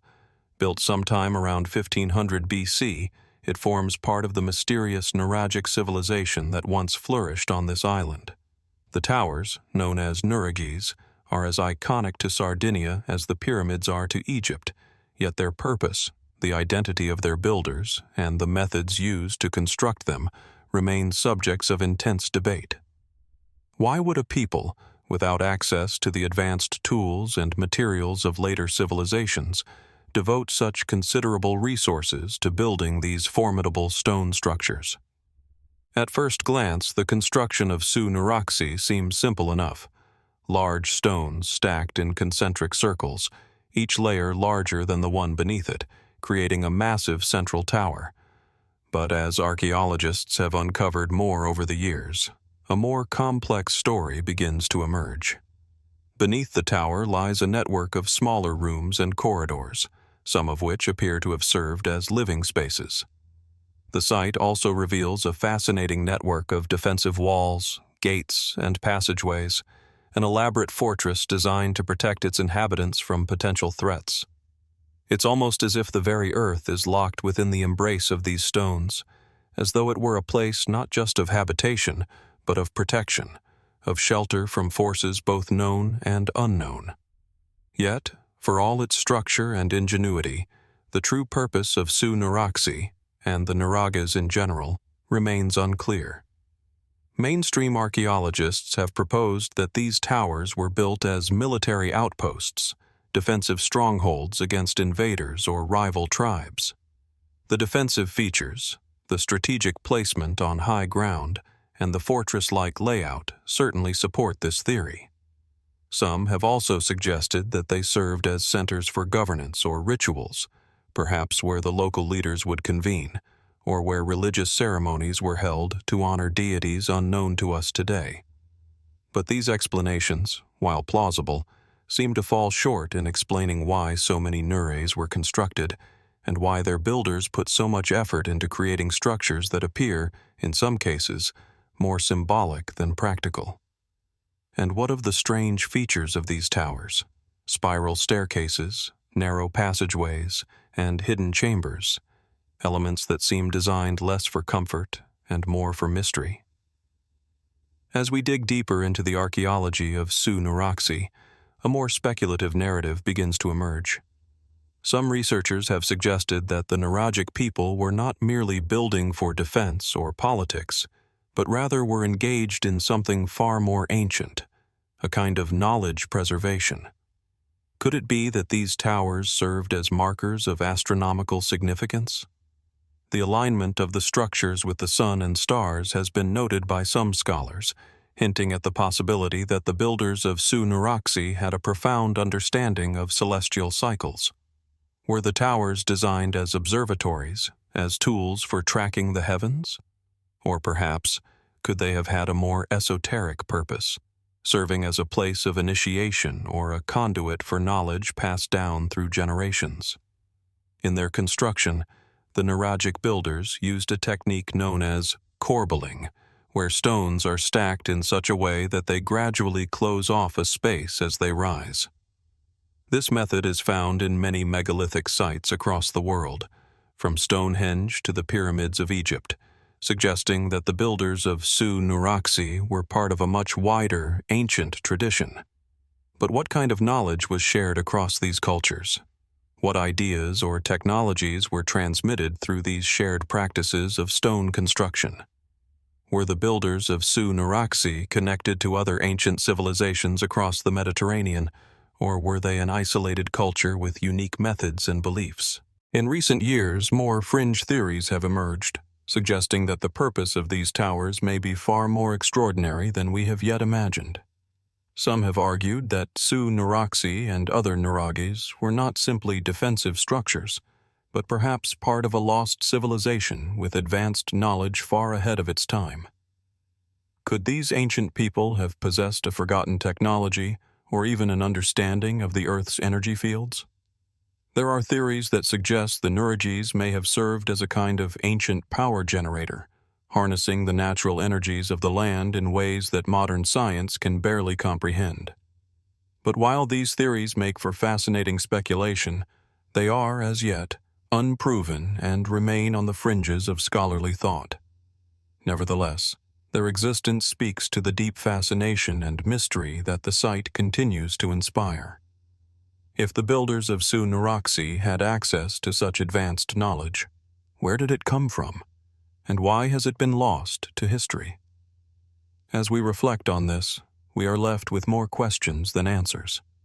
Was Su Nuraxi merely a product of a skilled but ultimately ordinary ancient people, builders of fortresses and rulers of a small Mediterranean island? Or was it the work of a much older, much more enigmatic civilization, the knowledge of which has been lost to time? The stone walls of Su Nuraxi stand quietly in the Sardinian countryside, their mystery unbroken by centuries of study. The site remains a powerful reminder of the complexity of human history, of how much we have yet to learn about the ancient world, and how much may still lie hidden beneath the stones. The truth, like the tower itself, remains shrouded in time. Could there be something still waiting to be discovered, something that will unlock the secrets of this enigmatic structure? Or will it, like so many ancient mysteries, remain unsolved, forever a testament to the lost knowledge of a forgotten people? As we move through the landscape of ancient mysteries, we find ourselves drawn to a towering, enigmatic site nestled deep in the mountains of southern Bulgaria. Perperikon, an ancient fortress that rises like a sentinel over the surrounding plains, is not just a testament to ancient engineering, but a place where history, myth, and unexplained phenomena converge. From its commanding position on the slopes of the eastern Rhodope Mountains, Perperikon commands a breathtaking view of the valley below. The jagged stone structures, weathered by centuries of wind and time, suggest a civilization whose story remains frustratingly incomplete. Perperikon is often referred to as the Bulgarian Machu Picchu due to its breathtaking, elevated location and its mysterious stone-built structures. The site, which covers roughly 12 hectares, is believed to have been a sacred city dating back to around 5000 BC, with significant activity continuing well into the Middle Ages. But it's the earlier, ancient period, specifically during the Thracian civilization, that has drawn the most intrigue. For, much like other ancient places of power, Perperikon seems to hold more questions than answers. The most striking feature of Perperikon is its massive stone terraces, which have been meticulously carved into the rocky landscape. As you approach, the enormity of these stone walls becomes apparent. Each slab, seemingly hewn from the mountain itself, serves both as a foundation and a boundary, enclosing an area once alive with activity. The terraces are staggered, with steps leading to different levels, suggesting an intentional design meant to control access. The very act of building such a complex structure on this rugged terrain speaks to a culture that not only had advanced architectural knowledge, but also had the determination to reshape the land itself. Perhaps the most compelling mystery surrounding Perperikon is the granite temple at the top of the fortress. The stone platform here, thought to have been used for religious or ceremonial purposes, appears to have been a site of profound spiritual significance. Archaeological evidence suggests that it was used for sacrifices, as remains of animal bones and charred offerings have been found. But what was it about this specific location that made it so sacred? The alignment of the temple with the sun's movement and the position of celestial bodies suggests that this was not merely a place of worship, but one that was intricately connected to a broader cosmological understanding. One of the most fascinating aspects of Perperikon is its connection to the Thracian culture. The Thracians, a group of ancient peoples who inhabited parts of modern-day Bulgaria, Greece, and Turkey, are often shrouded in mystery themselves. Known for their warrior society and enigmatic burial practices, the Thracians left behind little in the way of written records. What we know of them mostly comes from the works of the ancient Greeks and Romans, who viewed them as both fierce enemies and strange neighbors. Yet the mysteries of Perperikon suggest that the Thracians were far more sophisticated than history often credits them for. The rituals associated with the site, especially those related to its religious ceremonies, remain largely speculative. While the remains of altars, offering pits, and sanctuaries have been found, their exact purpose remains elusive. Was this site the home of a Thracian oracle, a place where priests and priestesses predicted the future? Or perhaps it was a royal seat of power, a fortress where rulers sought to consolidate their control over the surrounding region? Some have even suggested that Perperikon may have been a key astronomical observatory, designed to track the movements of the stars and planets. Could it be that the ancient Thracians were more attuned to the heavens than we give them credit for? The most intriguing and often debated element of Perperikon is the supposed oracles associated with the site. Legends persist that the fortress was home to a prophetess or seer who communicated with the gods, much like the more famous Oracle of Delphi in ancient Greece. This theory is supported by the discovery of several carved stone basins and altars, which may have been used for ritualistic sacrifices, likely to invoke the gods' favor or divine insight. However, the historical accuracy of these legends is hard to pin down. What role did these oracles play in the governance of the Thracian people, if they were indeed part of the culture? And what did they predict, if anything? The fortress is not just a solitary monument to the past, but a window into the wider network of Thracian settlements that once dotted the region. Evidence suggests that Perperikon was part of a larger strategic network of fortified sites, interconnected by ancient trade routes. This points to a thriving society that was not isolated but engaged in exchange and diplomacy with neighboring civilizations, including the Greeks and later the Romans. As such, the site's defensive structures, its strong walls, towers, and fortified gates, may have been just as much about political and economic control as they were about guarding the sacred site. But if Perperikon served as a strategic stronghold, why was it abandoned? The abandonment of Perperikon remains one of the greatest unanswered questions surrounding the site. The fortress appears to have been abandoned by the 7th century AD, likely due to the pressures of Slavic invasions during the early Middle Ages. However, the precise circumstances surrounding its decline are unclear. Was it purely the external pressures of warfare, or did a cultural shift lead the inhabitants to leave? Did the religious and political significance of the site fade, or was there some internal event, perhaps an uprising or a shift in power, that brought the once grand fortress to ruin? While archaeologists have uncovered numerous artifacts and relics, pottery, weapons, and even coins, from the time of the Thracians and Romans, many of the more profound mysteries of Perperikon have yet to be explained. Were these artifacts simply trade goods, or were they part of something more profound, a larger spiritual or cultural exchange between Perperikon and the world beyond? And what of the stone carvings found throughout the site, which seem to depict both human and animal figures in strange ritualistic poses? Do these carvings serve as a record of the gods the Thracians worshipped? Or were they meant to represent something else entirely, something we have yet to fully understand? As we stand before the ruins of Perperikon, the mysteries of this ancient fortress seem to rise with the mountains that surround it, steadfast, silent, and unyielding. The stone terraces, the sacred temples, and the whispers of the Thracian past all invite us to question the true purpose of this place. Was it truly a spiritual center, a royal seat, or something more? What secrets lie beneath the earth here, waiting to be uncovered? Though much has been discovered, Perperikon's full history remains elusive, a puzzle still waiting to be solved. Could there be more beneath the surface? Hidden chambers, unmarked tombs, or even lost records, that might finally shed light on the true significance of this ancient site? As with so many places that have withstood the test of time, Perperikon offers no easy answers, only more questions.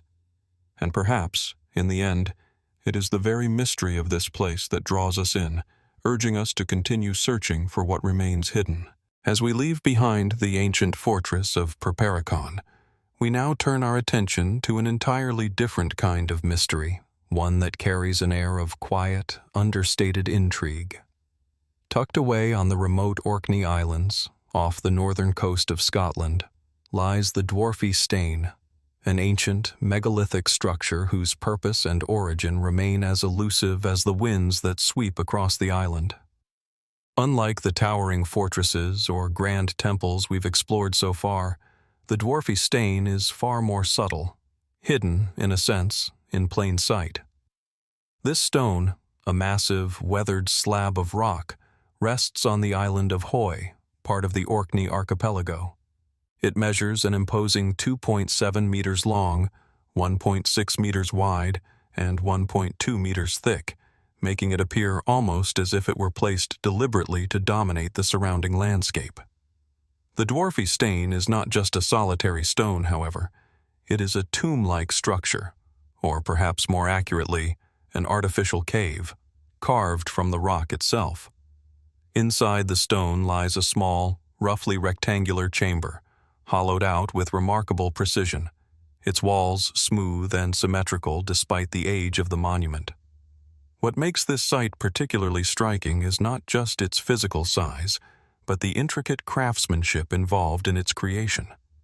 The chamber itself is completely hewn from the solid stone, with a single entrance, an opening that leads to a surprisingly roomy interior, given the stone's monolithic nature. Though the chamber is relatively simple, there is an undeniable sense of purpose behind its construction. The precision with which the interior was carved suggests that the people who built it were not only skilled in stonework, but they understood the stone's properties in ways we might not yet fully appreciate. As you stand before the Dwarfie Stane, there's a palpable sense of the past, of people who stood here long ago, carving into the very bedrock of the island. And yet, as much as the stone seems to speak to us across time, the question remains: who built it, and why? What was the purpose of this solitary structure, hidden in such an isolated part of the world? The Dwarfie Stane is thought to date back to the late Neolithic period, around 3000 BC. This places it at the tail end of the great stone-building tradition that flourished in the British Isles, which included sites like Stonehenge and the Ring of Brodgar in Orkney. But whereas those monuments were designed to align with astronomical events or serve as centers of ritual, the Dwarfie Stane does not fit into any easily recognizable pattern of megalithic construction. It is not an aligning circle of stones or a standing stone meant to mark the heavens. It is a single carved tomb. The isolation of the site and its very nature seem to suggest that it was built for a specific personal purpose, perhaps as a burial place or a ritual space of some kind. The most intriguing aspect of the Dwarfie Stane is its connection to ancient folklore. The structure is often associated with legends of the dwarves that are common in Norse and Celtic mythologies. In fact, the stone's name, Dwarfie Stane, reflects this mythological connection. According to local legends, the chamber was said to have been carved by a group of dwarves, and some stories even describe it as their home. This connection to folklore only deepens the mystery surrounding the site. Was the Dwarfie Stane truly a place of some otherworldly significance, tied to ancient beliefs in supernatural beings? Or were the legends simply a later embellishment, used to explain a structure whose true purpose had been forgotten over time? Though we know that the stone has been used as a tomb in later periods, skeletal remains have been found in the vicinity, the exact nature of its original purpose remains unclear. Some believe it could have been the tomb of a powerful leader or an important figure in the community, while others suggest that it may have had a ritualistic function tied to local beliefs in the afterlife or the spirits of the land. What's striking, however, is that the Dwarfie Stane is not the only megalithic site on Hoy, suggesting that it may have been part of a larger complex of spiritual or burial sites that have since been lost to time. Theories abound about who might have constructed the Dwarfie Stane. Some suggest that it was the Picts, an ancient people who lived in what is now Scotland, though there is little direct evidence to support this claim. Others have proposed that it could have been the work of an earlier group of people, perhaps even the Beaker culture, whose distinctive pottery and metalworking left a lasting mark on the islands. Still, the question remains. Was it created by a long-forgotten civilization, or could the people responsible for the Dwarfie Stane have been connected to a much larger, unknown cultural network that spanned across Europe during the Neolithic period? One of the more speculative theories is that the Dwarfie Stane was not a tomb or burial site at all, but rather an astronomical observatory, a structure built to track celestial movements or mark the passage of the seasons. There are those who suggest that the site's alignment with certain stars or the sun might indicate that it was used in ancient rituals connected to solar or lunar cycles. Could the chamber have served as a place for observing the stars, a sanctuary dedicated to some form of early astronomy?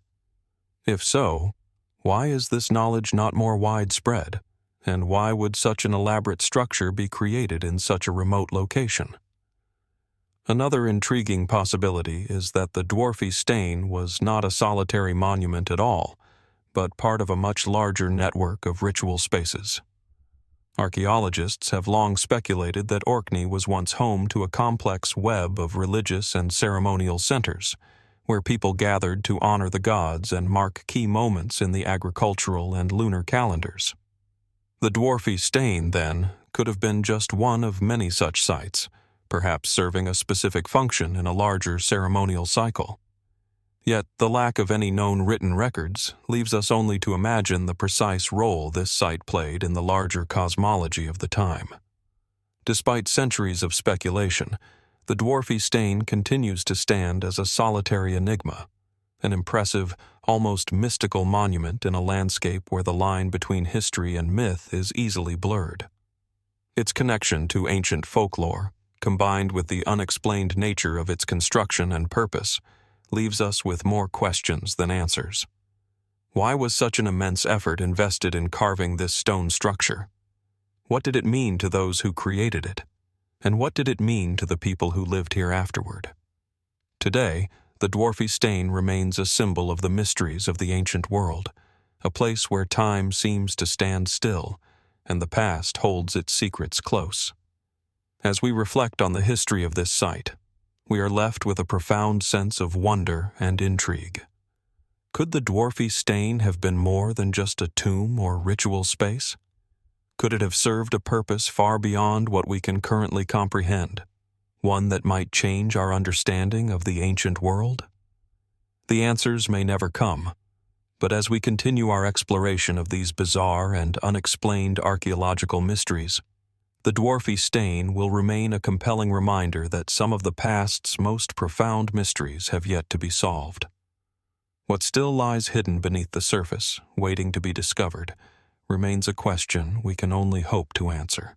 As we move further into the realm of ancient mysteries, we turn our attention to a site that, while perhaps less known than some, holds an undeniable allure for those seeking the unexplained. Nestled within the fertile plains of western Anatolia, the Tralleis sacred complex stands as a quiet yet powerful enigma. Today, the remains of this once grand and bustling city are scattered across the landscape, partially hidden beneath the modern towns and agricultural fields that have long since taken over. Yet, in the stillness of the site, one can still feel the weight of its past, a place of great significance, steeped in mystery. The city of Tralleis, once a major urban center in the ancient world, was renowned for its strategic position and religious importance. Situated near the Meander River, it controlled access to vital trade routes, linking the Aegean coast with the interior of Anatolia. The ancient city was home to a variety of temples and sacred sites, many of which were dedicated to gods and goddesses whose stories have been passed down through millennia. Yet, It is the Tralleis sacred complex that remains a focal point for modern scholars and archaeologists. Built in the Hellenistic period, the complex was a center of spiritual and civic life, its structures designed to honor deities in a manner that was both grand and intimate. Today, much of the complex is in ruins, with only the foundations, columns, and remnants of what once stood towering above the earth. Yet even in its dilapidated state, the spiritual atmosphere of Tralleis is palpable. The site is dotted with altar remnants, stone carvings, and scattered inscriptions, each piece contributing to a larger mosaic of religious and civic life that is difficult to fully comprehend. The most prominent structure in the complex is a massive temple that once stood as the focal point of Tralleis's religious devotion, likely dedicated to a god or goddess whose identity remains unclear. Though much of the temple has been lost to time, the columns that remain offer a glimpse into the grandeur of what must have once been an awe-inspiring structure. These columns, some still standing, others lying in pieces, are like silent sentinels of a civilization long gone. But it is not just the impressive structures that make the Tralleis sacred complex so intriguing. The real mystery lies in the function of the complex and the rituals that took place here. Evidence suggests that the complex was more than just a place of worship. It may have also been a site of significant cultural exchange and political intrigue. While the temple itself undoubtedly hosted religious ceremonies, there is a growing belief that it also played a role in the civic life of the city, perhaps serving as a meeting place for elites, rulers, and priests who wielded great influence over the surrounding region. But what exactly was the purpose of the sacred complex? One possibility is that it functioned as a kind of oracle center, where people came to seek divine guidance or predictions about the future. Throughout the ancient world, oracles were believed to have the power to communicate with the gods, offering advice on matters ranging from war and politics to personal dilemmas. Some of the stone carvings and inscriptions found at the site suggest that the Tralleis sacred complex might have served a similar function, though no definitive evidence has been uncovered to fully support this theory. More intriguing still is the architectural layout of the complex. Some scholars have suggested that the very design of the site, with its multi-layered terraces and distinctive altars, could have been intended to create a specific spiritual experience for those who visited. Was the layout of the sacred space meant to guide visitors through a journey of spiritual enlightenment? Or was it intended to mirror the cosmic order, with each structure representing a different aspect of the gods or the natural world? The precise alignment of the temple and its relationship to the sun's movement suggest that there may have been more to the site's design than simple aesthetics. While we know that Tralleis was an important political and religious center during the Hellenistic period, much about the specific rituals that took place within the sacred complex remains unknown. Was this a place for grand, public festivals, where the gods were honored with sacrifices and feasts? Or was it more private, an area reserved for select individuals who sought to commune directly with the divine? One mystery that remains particularly puzzling is the nature of the rituals that took place at Tralleis. While evidence of sacrificial practices is common at ancient religious sites, there is little concrete information about what kinds of sacrifices were made or how they were performed. Could the people of Tralleis have practiced animal sacrifices as a way of appeasing their gods? Or were there more complex rituals at play, involving the offering of rare or sacred items, such as precious metals or engraved stones? Adding to the complexity of the site is the question of who exactly the Tralleis sacred complex was dedicated to. The most common theories suggest that the site was devoted to gods associated with fertility and warfare, as these were the primary deities worshipped in the Hellenistic world. However, some have proposed that the complex could have been dedicated to a local god, one whose name and significance have been lost to time. Evidence of local religious practices and deities has been uncovered at other sites in Anatolia, and it is possible that Tralleis was no exception. If this was the case, then who was the god worshipped at the complex, and why has their memory been obscured?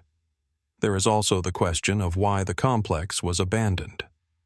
Like many ancient cities, Tralleis eventually fell into decline, likely due to a combination of political instability, economic collapse, and the shifting tides of power in the region.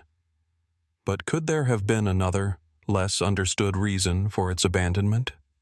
Some suggest that the rise of new religions or external invasions could have played a role, but there is little evidence to suggest that such events caused the sudden and complete disappearance of the sacred site. Could the rituals that once thrived at Tralleis have been replaced by new spiritual practices, or could the people of the region simply have moved away, leaving the sacred complex to crumble into obscurity? As with so many ancient sites, the true significance of the Tralleis sacred complex remains elusive. What was its purpose in the grander context of the Hellenistic world? Was it merely a site of religious devotion, or did it serve a deeper, more complex function, one that we have yet to fully understand?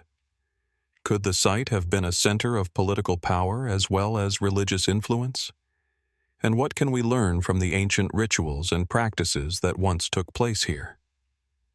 The mystery of the Tralleis sacred complex invites us to delve deeper into the past, to consider the ways in which ancient civilizations sought to connect with the divine and make sense of the world around them. Though much has been uncovered about Tralleis, there is still much that remains hidden beneath the surface. What secrets lie within the ruins of this sacred site? And what can we still learn from the mysteries that have endured for millennia? As with all ancient wonders, the questions outnumber the answers, and the mystery is, perhaps, the most compelling part of all. As we continue our journey through the world of enigmatic ancient ruins, we find ourselves on the edge of a high cliff overlooking the wild Atlantic Ocean. Here, on the island of Inishmore, one of the largest of the Aran Islands off the western coast of Ireland, stands a fortress whose origin and purpose have mystified archaeologists for centuries: Dún Aonghasa. The site of this prehistoric fortress, perched dramatically on a sheer 30-meter cliff, evokes a sense of awe and wonder. Its commanding position, high above the ocean, is as much a testament to the engineering skills of its builders as it is to the mystique that continues to surround its existence. Dún Aonghasa, whose name translates roughly to Fort of Aonghus, is thought to date back to the Iron Age, around 1000 BC, though some theories suggest it could be even older. What remains today are the impressive stone walls of the fort, constructed using dry stone masonry, with no mortar holding the stones in place. The outer wall, a sheer semicircular expanse, curves inward to form a fortified structure that once served as both a defensive stronghold and a symbol of power for the people who lived here. The fort's construction, with its towering ramparts and careful design, speaks to a sophisticated understanding of landscape and warfare. It is hard not to wonder how much knowledge of the land, and perhaps even of celestial phenomena, might have gone into choosing this particular location for such a significant structure. Standing at the edge of the cliff today, the view is nothing short of dramatic. To the south, the rolling hills of the island stretch out, dotted with ancient stone cottages, their roofs a patchwork of slate and thatch. Below, the violent Atlantic waves crash against the rugged cliffs, a constant reminder of the power of nature that would have surrounded the fortress in ancient times. From this vantage point, it's not difficult to imagine why Dún Aonghasa was built here. The sheer cliffs would have made it nearly impenetrable from the sea, while the panoramic view of the surrounding landscape allowed its inhabitants to survey the area for miles in every direction. However, for all its strategic advantages and impressive architecture, the purpose of Dún Aonghasa remains unclear. Like many ancient structures, the fortress appears to have served more than one function, but precisely what those were is a matter of ongoing debate. Archaeologists have confirmed that the site was used as a defensive fortification, but its exact role within the society that built it is still shrouded in mystery. Was it a place of military power, a center for rituals and ceremonies, or perhaps a symbolic marker representing the power and influence of a tribal leader or chief. One of the most intriguing features of Dún Aonghasa is the size and design of its walls. The fort is surrounded by 3 imposing concentric walls, each one higher than the last, suggesting that the fort was built with layers of defense in mind. These walls would have been difficult to breach, and with the steep cliffs providing a natural barrier, the location was, in essence, a fortress that could withstand both human assault and the forces of nature. Yet, despite the fort's size and military characteristics, the lack of weaponry and fortified gates raises questions. Why would such a strategically placed fortress be devoid of typical elements associated with defense? Was it truly meant to keep invaders out, or was there another reason for its construction? The most compelling mystery surrounding Dún Aonghasa, however, lies in its relationship to the wider landscape and the people who lived there. While the fort is clearly an impressive structure, it also has an unusual connection to the natural world. Some scholars have suggested that the positioning of the walls and entrances may have had an astronomical or ritualistic function. The site's alignment with the sun's path, particularly during the summer solstice, has led some to propose that Dún Aonghasa could have been used in ceremonial rites tied to the changing of the seasons.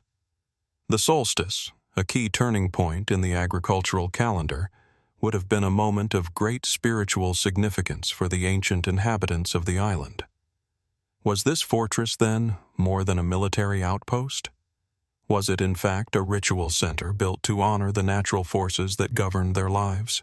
Other theories suggest that Dún Aonghasa was built as a status symbol for a powerful leader, a way of demonstrating control over the land and its people.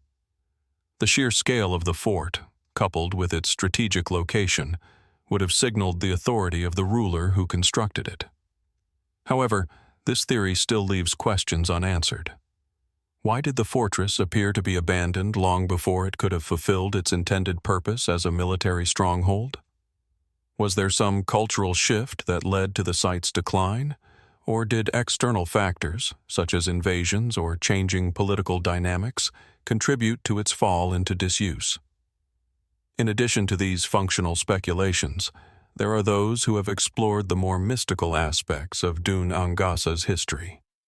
The Aran Islands, and particularly Inishmore, are steeped in Celtic lore, and the fort's isolated location and its eerie positioning above the ocean have led some to suggest that the structure might have been tied to a form of sacred geography, a deliberate effort to align the structure with the natural energies of the land.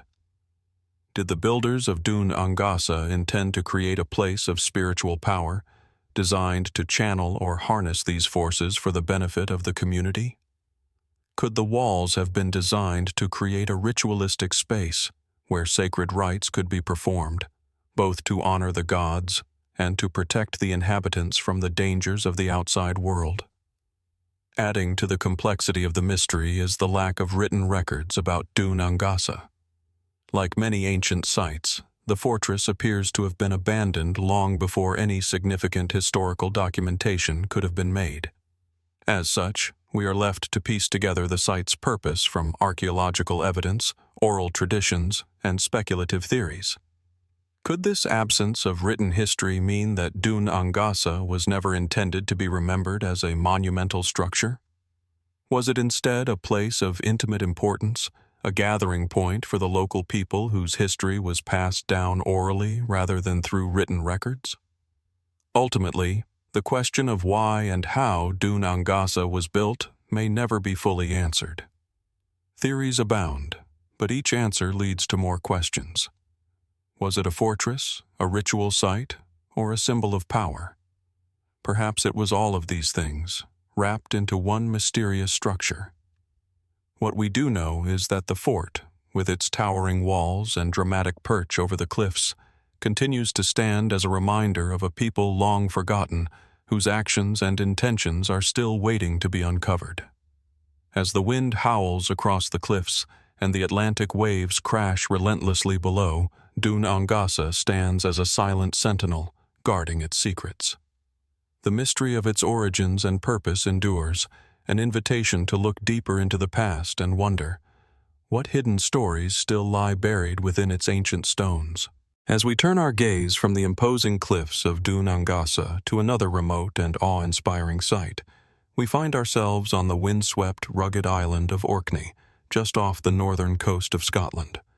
Here, within the ring of Brodgar, a sprawling stone circle stands resolutely against the elements. Known as the Henge of Brodgar, this prehistoric structure has baffled archaeologists for centuries, its true purpose and origin still shrouded in mystery. And like many ancient sites, it seems that the more we uncover about it, the deeper the questions become. The Henge of Brodgar is part of a vast ceremonial complex thought to have been built around 2500 BC, during the late Neolithic or early Bronze Age. But it is not just the scale and age of the site that makes it so enigmatic. It is the purpose and meaning of the structure, and the way in which it fits into the wider picture of the Orkney Island's ancient history. Situated on the mainland of Orkney, it sits on a narrow isthmus that separates the freshwater Stennis Loch from the saltwater Horay Loch, a location that gives it a commanding view of the surrounding landscape. The setting is no accident. Its positioning suggests a deliberate choice, one that would have placed it at the center of ancient social and spiritual life. When we first lay eyes on the Henge of Brodgar, it is impossible not to be struck by its vastness and mystery. The stone circle itself measures around 104 meters in diameter, making it one of the largest prehistoric stone circles in Britain. Originally, it would have stood with 60 stones, many of which still stand in place, some reaching up to 4 meters high, while others have fallen to the earth. The remaining stones, weathered by centuries of rain, wind, and time, seem to whisper a story of ancient peoples whose lives and beliefs were intimately tied to the land, the heavens, and the cycles of nature. The stones themselves are made of local sandstone, but it is the arrangement and the alignment of the stones that hold the key to the site's enigma. The stones form a near-perfect circle, their alignment with the cardinal points suggesting that the builders of the Henge of Brodgar had a profound understanding of astronomy. Some researchers propose that the site was used as a ritual space, designed to honor the sun and the moon or to track the movements of celestial bodies. The central position of the circle, in relation to the surrounding landscape, also suggests that it may have been a site of spiritual significance, one that marked a pivotal point in the seasonal cycle of life, death, and rebirth. But the circle of stones is only one element of the larger mystery of Brodgar. Surrounding the stone circle is a wide ditch, or hollow, thought to have once been filled with water. This feature, often referred to as the henge, sets Brodgar apart from other stone circles, which typically do not include such a moat-like structure. The ditch, which stretches for hundreds of meters, would have added a layer of symbolic significance to the site, creating a boundary between the sacred space of the stone circle and the outside world. The precise nature of this barrier, whether it was meant to represent a physical division, a spiritual threshold, or something else entirely, remains an open question. The alignment of the stones at Brodgar is also noteworthy. Some scholars suggest that certain stones may have been carefully positioned to mark the solstices or equinoxes, making the site a kind of ritual calendar. If true, this would suggest that the builders of Brodgar were not merely interested in erecting a structure for the sake of form, but were instead looking to create a place of deep astronomical and spiritual importance, one that would allow them to mark time and measure the movements of the heavens. The ritualistic significance of such an alignment raises further questions about the role that celestial worship might have played in the lives of these ancient people. Did they believe the gods lived in the sky? Were they attempting to communicate with the divine through their careful placement of the stones? Yet, for all the sophistication of the site, there are still many questions that have yet to be answered. How long did it take to build the Henge of Brodgar? Who were the people who constructed it, and how did they manage to transport the massive stones to the site? Archaeologists have found evidence of what may have been a vast labor force, suggesting that the construction of the circle was a community project, requiring the coordination of multiple tribes or groups. But the sheer scale of the undertaking also raises other questions. Were the builders of Brodgar in possession of knowledge or technologies that have been lost to time? Could there have been methods of transportation or construction that we still do not understand? Some theories suggest that the stones might have been transported across the landscape using wooden sledges, ropes, or rollers, but the precise techniques remain unclear. The connection between Brodgar and the other monumental sites on the Orkney Islands is another element that adds to the intrigue. Just a few kilometers away is the Ring of Brodgar's sister site, the Standing Stones of Stennis, another ancient circle of stones that may have been part of the same ceremonial complex. The proximity of these sites suggests that they may have been used together in some sort of ritualized practice. Did the people of Orkney see these sites as part of a larger spiritual landscape, one in which each stone circle had a unique role to play in a greater cosmological scheme? Were these sites connected by a network of paths, rituals, and seasonal ceremonies that we have yet to fully uncover? Adding to the enigma of Brodgar is the fact that, unlike many other stone circles and henges, there is no evidence of large-scale human habitation near the site. Archaeologists have found evidence of burial mounds and artifacts, but there are no remains of permanent settlements. Could it be that the Henge of Brodgar was a seasonal site, used only for certain rituals or events, and not a place where people lived year-round? Or perhaps the lack of habitation is simply a result of the site's extraordinary ceremonial role, a place used only by the elite or priestly classes for highly significant occasions? Theories about the Henge of Brodgar abound, but many of them only serve to raise more questions. Was it a place of astronomical observation, designed to track the movements of the stars and planets? A ritual site used to mark important agricultural events? Or perhaps a spiritual center where people gathered to worship forces beyond their understanding? It is possible that the true purpose of Brodgar was a combination of all these things: an ancient temple, a calendar, and a powerful symbol of cosmic order. As with many ancient sites, the mystery of the Henge of Brodgar remains unsolved. Despite centuries of research and excavation, much about its function and significance still eludes us. The stones still stand, silent and weathered, their secrets locked away beneath the wind and the sky. Was it a site of deep spiritual power, a center of celestial worship? Or was it simply a place where people came together to mark time and the turning of the seasons? The answers may never come, but the mystery itself, the allure of a structure so ancient and so meticulously crafted, continues to draw us in, urging us to look deeper and wonder. What truths still lie hidden in the stones of the Henge of Brodgar? As we leave behind the towering stones of Brodgar, our journey now takes us to a quieter yet equally enigmatic place, the Mound of the Hostages, a prehistoric monument nestled in the heart of County Meath, Ireland. Situated on the expansive plains of the Boyne Valley, a landscape already known for its rich heritage of ancient burial mounds, the Mound of the Hostages rises subtly from the earth, its significance obscured by the passage of time. But beneath its tranquil surface lies a mystery that has intrigued archaeologists and historians for centuries. The Mound of the Hostages is not the most imposing of the tumulus mounds that dot this ancient landscape, but it holds a quiet gravitas. Standing at around 9 meters in height and measuring 25 meters across, it might seem unremarkable to the casual observer, a simple earthwork at the center of a circle of stones. Yet, its very design, the alignment of its passages, and the mystery surrounding its purpose suggest that it was far from an ordinary burial site. Built during the late Neolithic or early Bronze Age, around 3000 BC, the mound has long been associated with the Brú na Bóinne complex, a sprawling area rich in prehistoric monuments, including the renowned Newgrange.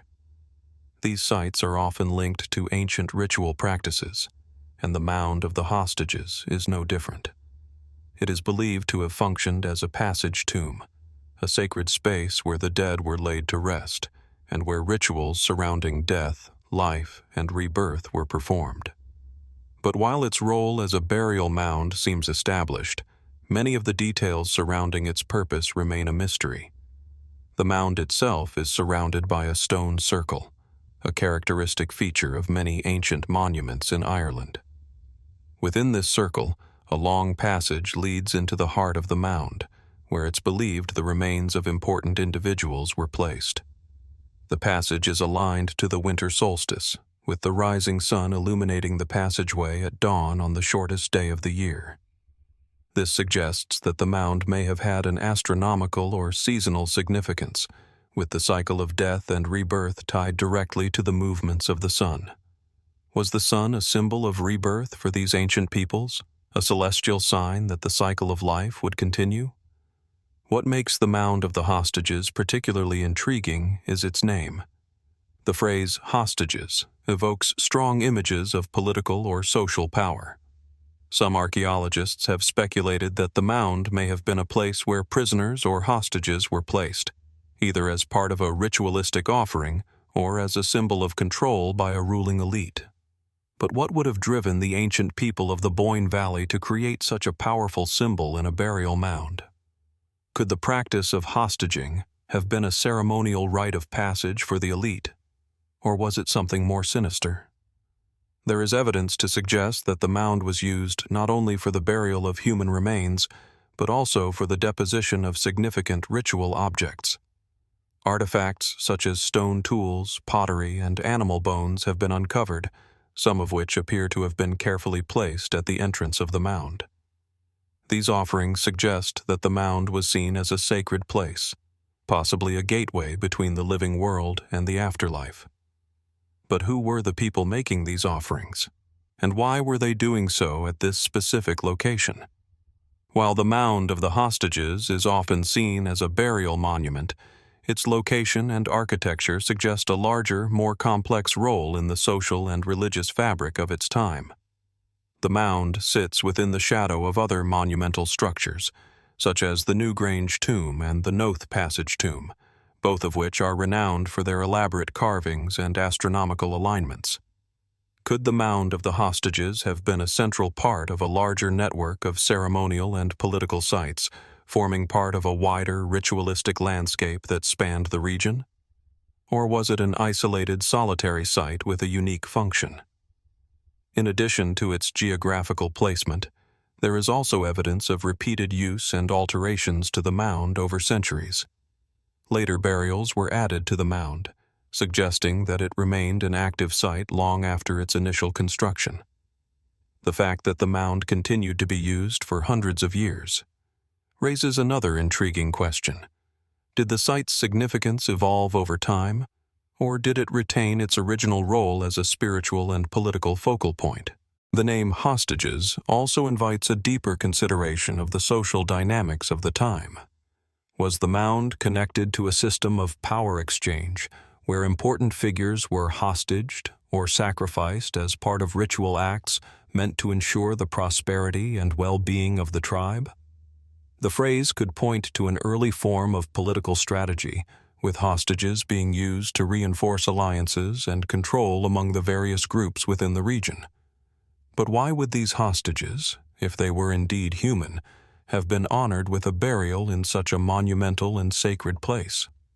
Was it a sign of reverence, or were they merely a symbolic offering, meant to placate gods or forces beyond the understanding of the people who placed them there? Another layer of mystery surrounds the artifact found within the mound. Some scholars speculate that the mound was linked to a larger network of ritual sites that may have been used for the worship of ancient deities or ancestral spirits. The discovery of human remains and ritual objects suggests that these practices could have been tied to specific cosmological beliefs about death, the afterlife, and the power of the ancestors. But with so little concrete evidence, the interpretation of these findings remains speculative at best. As we move through the historical layers of the Mound of the Hostages, we are left with far more questions than answers. The mound itself, though relatively modest in size compared to other monuments of the Boyne Valley, stands as a testament to the ancient peoples who once inhabited this region. The complex interplay of astronomy, social structures, and ritual practice reflected in its design and continued use offers us a tantalizing glimpse into the beliefs of a society long gone. Yet, despite the wealth of material evidence gathered over the years, we are still left with profound mysteries surrounding the mound. Was it, as its name suggests, a site where hostages were sacrificed or buried, a place of political and spiritual importance? Or was it something else entirely, a sacred space tied to a deeper, perhaps even unknowable belief system? The stone circle, the passage, the alignment with the solstice. Each element raises more questions than it answers. As we ponder the significance of the Mound of the Hostages, we are reminded of the mysteries that still lie buried beneath the surface of our history. What did the people who built this monument believe? What was their vision of the world and the afterlife? And what will it take to uncover the final secrets hidden within this ancient mound? As we leave behind the enigmatic Mound of the Hostages, we move further into the landscape of mystery and wonder that has captivated archaeologists for centuries. Nestled in the rolling hills of North Yorkshire, Thornborough Henges stands as one of the most curious and perplexing archaeological sites in Britain.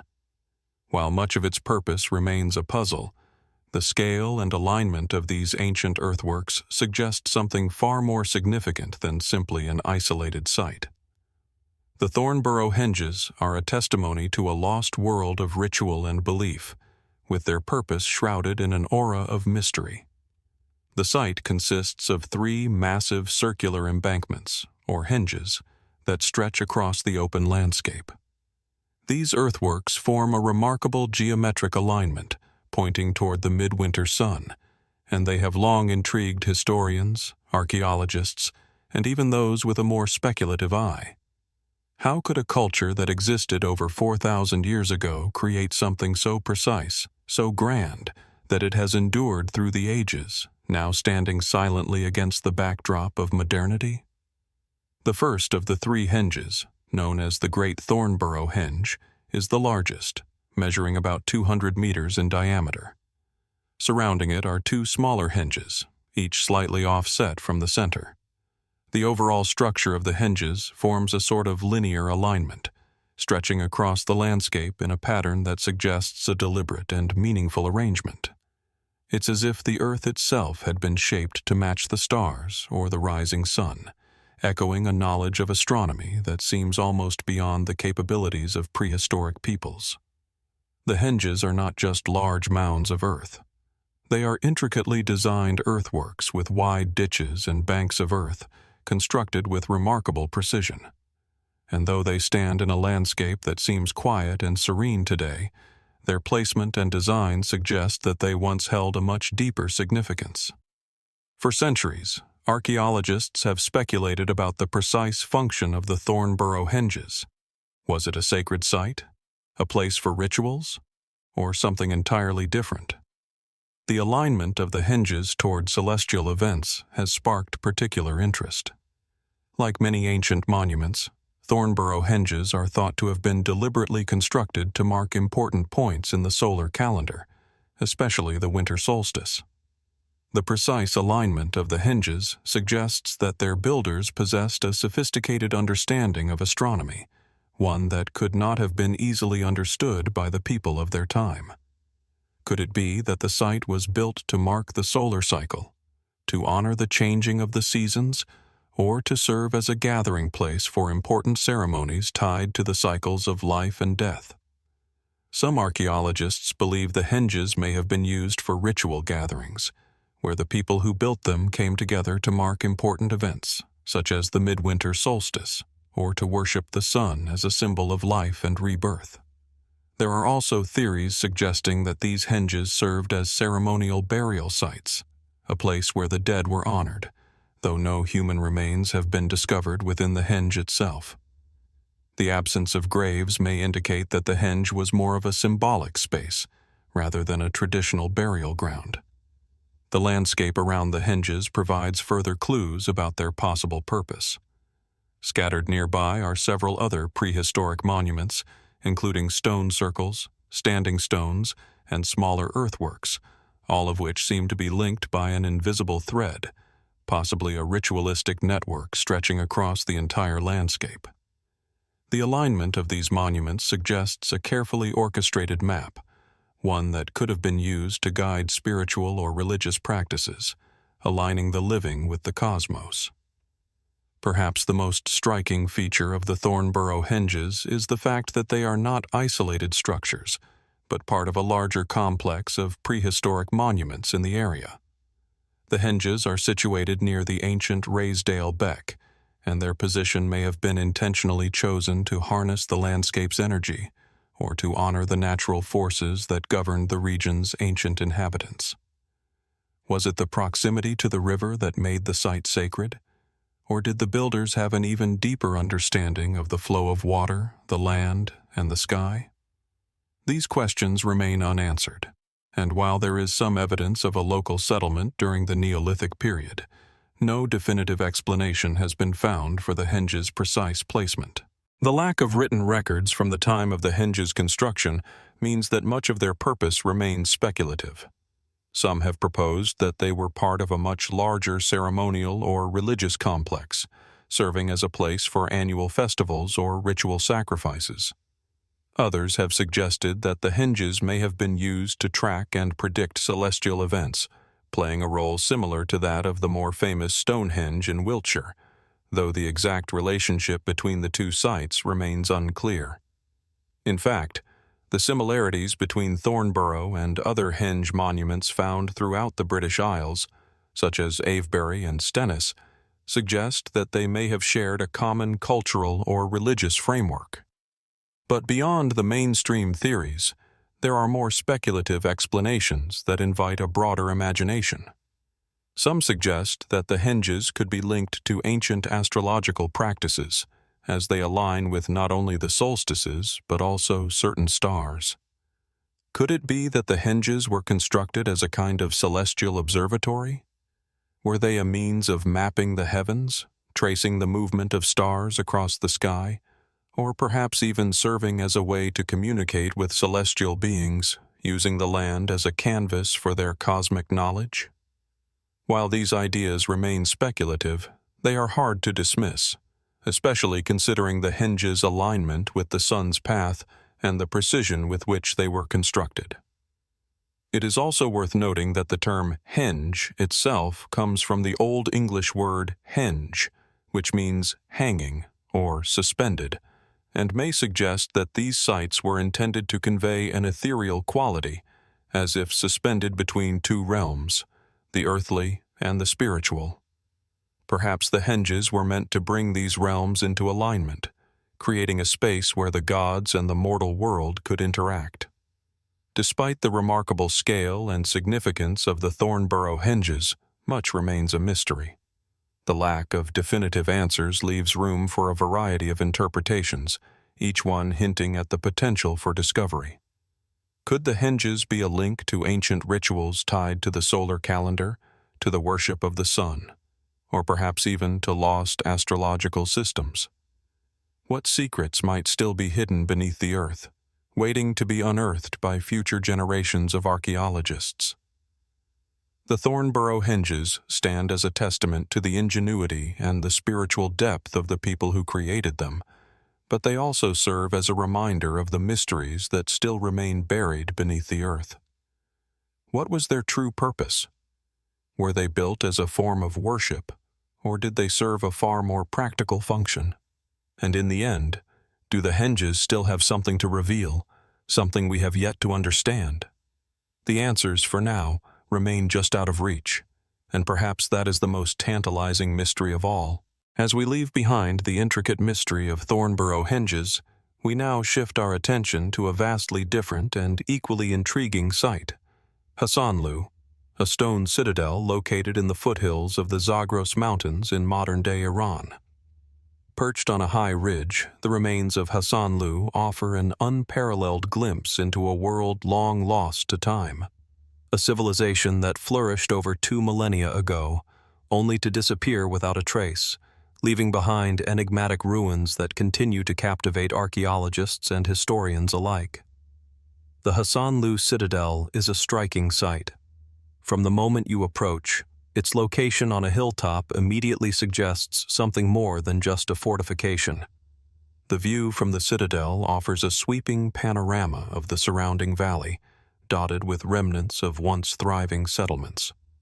A sense of immensity pervades the site, not only due to the scale of the remains, but also because of the profound sense that the place holds secrets that have yet to fully reveal themselves to the modern world. Excavations at Hasanlu have uncovered several layers of ancient settlements, dating back to the early Iron Age, around 900 BC, through to its destruction in the 9th century BC. The site's most striking feature is its massive defensive walls, still standing in certain places, some reaching heights of over 10 meters. These walls, constructed from large uncut stone blocks, were designed to protect the inhabitants from external threats. Yet there is something strangely elusive about the defensive structures themselves. Why, for example, did the people of Hasanlu go to such extraordinary lengths to fortify their city? What were they trying to protect themselves from? Within these walls, archaeologists have uncovered remains of a civilization that appears to have been both sophisticated and deeply connected to the surrounding environment. The layout of the citadel reveals an impressive understanding of urban planning, with well-defined residential and public spaces. Clay tablets, pottery fragments, and metalwork have been found scattered throughout the site, providing a fascinating glimpse into the daily life of the inhabitants. Artifacts suggest that the people of Hasanlu were skilled artisans, able to craft beautiful pottery and intricate jewelry. Yet, despite these advances, something darker looms over the ruins of the citadel. One of the most perplexing aspects of Hasanlu is the mystery surrounding its sudden and violent destruction. In the 1970s, excavations revealed a startling discovery: the remains of a large number of individuals, most of them seemingly killed in a single violent event. What happened to this thriving society? Was it the result of a sudden raid, or perhaps an internal conflict? The nature of the destruction is evident in the findings of human remains, many of which were discovered still lying where they fell, as though they had been caught unawares. Some of the corpses appeared to be frozen in time, with artifacts clutched in their hands, and bodies seemingly in the midst of daily tasks. A sense of finality and suddenness permeates these discoveries. How did these individuals meet their end? And why did their city fall so suddenly and so violently? The findings of human remains, especially those discovered in the city's public spaces, point toward a sudden and catastrophic event, possibly a siege or a raid. These remains are not only disturbing but also oddly suggestive. There are signs that some individuals tried to escape, while others appeared to have taken refuge in certain parts of the citadel. Could it be that a foreign enemy, armed with superior military tactics, overwhelmed the city's defenders? Or perhaps there is another theory. Was it a form of ritualistic destruction, aimed at purging the city of its inhabitants for some religious or spiritual reason? The lack of conclusive evidence only deepens the mystery.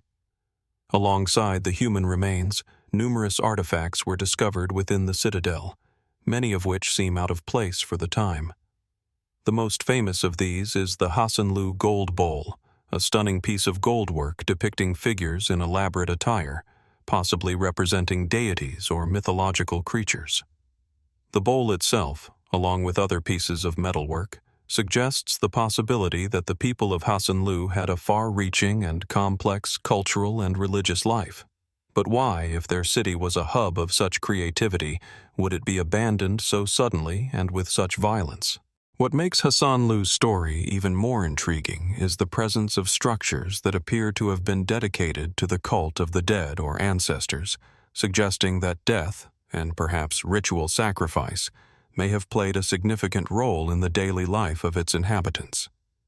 Archaeologists have identified what appear to be ritualistic burial sites within the citadel, where certain individuals were buried with grave goods that suggest a belief in an afterlife. But there are more questions than answers. Why did this belief system fade away, and how did it correlate with the city's downfall? Was the site of Hasanlu a spiritual center, a place of great religious significance, only to fall to an unknown enemy or force? Could the ruins themselves be trying to tell us a story of a culture whose very destruction was tied to its own beliefs? While many of the discoveries at Hasanlu have been understood through traditional archaeological methods, there are still theories that explore less conventional ideas. Some suggest that the violent destruction of the city could have been caused by divine retribution, as part of a ritualistic sacrifice intended to appease the gods. There are even those who have speculated that the city's downfall was the result of some form of cosmic punishment, due to a perceived imbalance between the people and the natural world.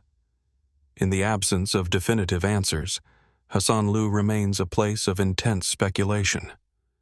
Could it have been destroyed by an invasion of a foreign empire, or perhaps an uprising from within?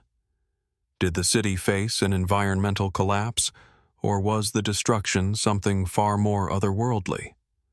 Was the end of Hasanlu a reflection of a larger collapse of the ancient world's religious and political structures, or was it a singular event tied to the beliefs of the people who lived there? As we walk among the ruins of the Hasanlu citadel, it is easy to get caught up in the eerie stillness of the place, the lingering sense that we are standing in a place where time has stopped. The walls seem to whisper stories of a once great civilization, now lost, its mysteries held captive by the earth and the passing of millennia. What might we still discover about this long-dead culture, buried beneath the layers of sand and stone? The questions surrounding Hasanlu are not easily answered, but they are questions worth pondering. The mystery remains, compelling and elusive. Could the answers lie in the remains of the city itself, waiting to be uncovered?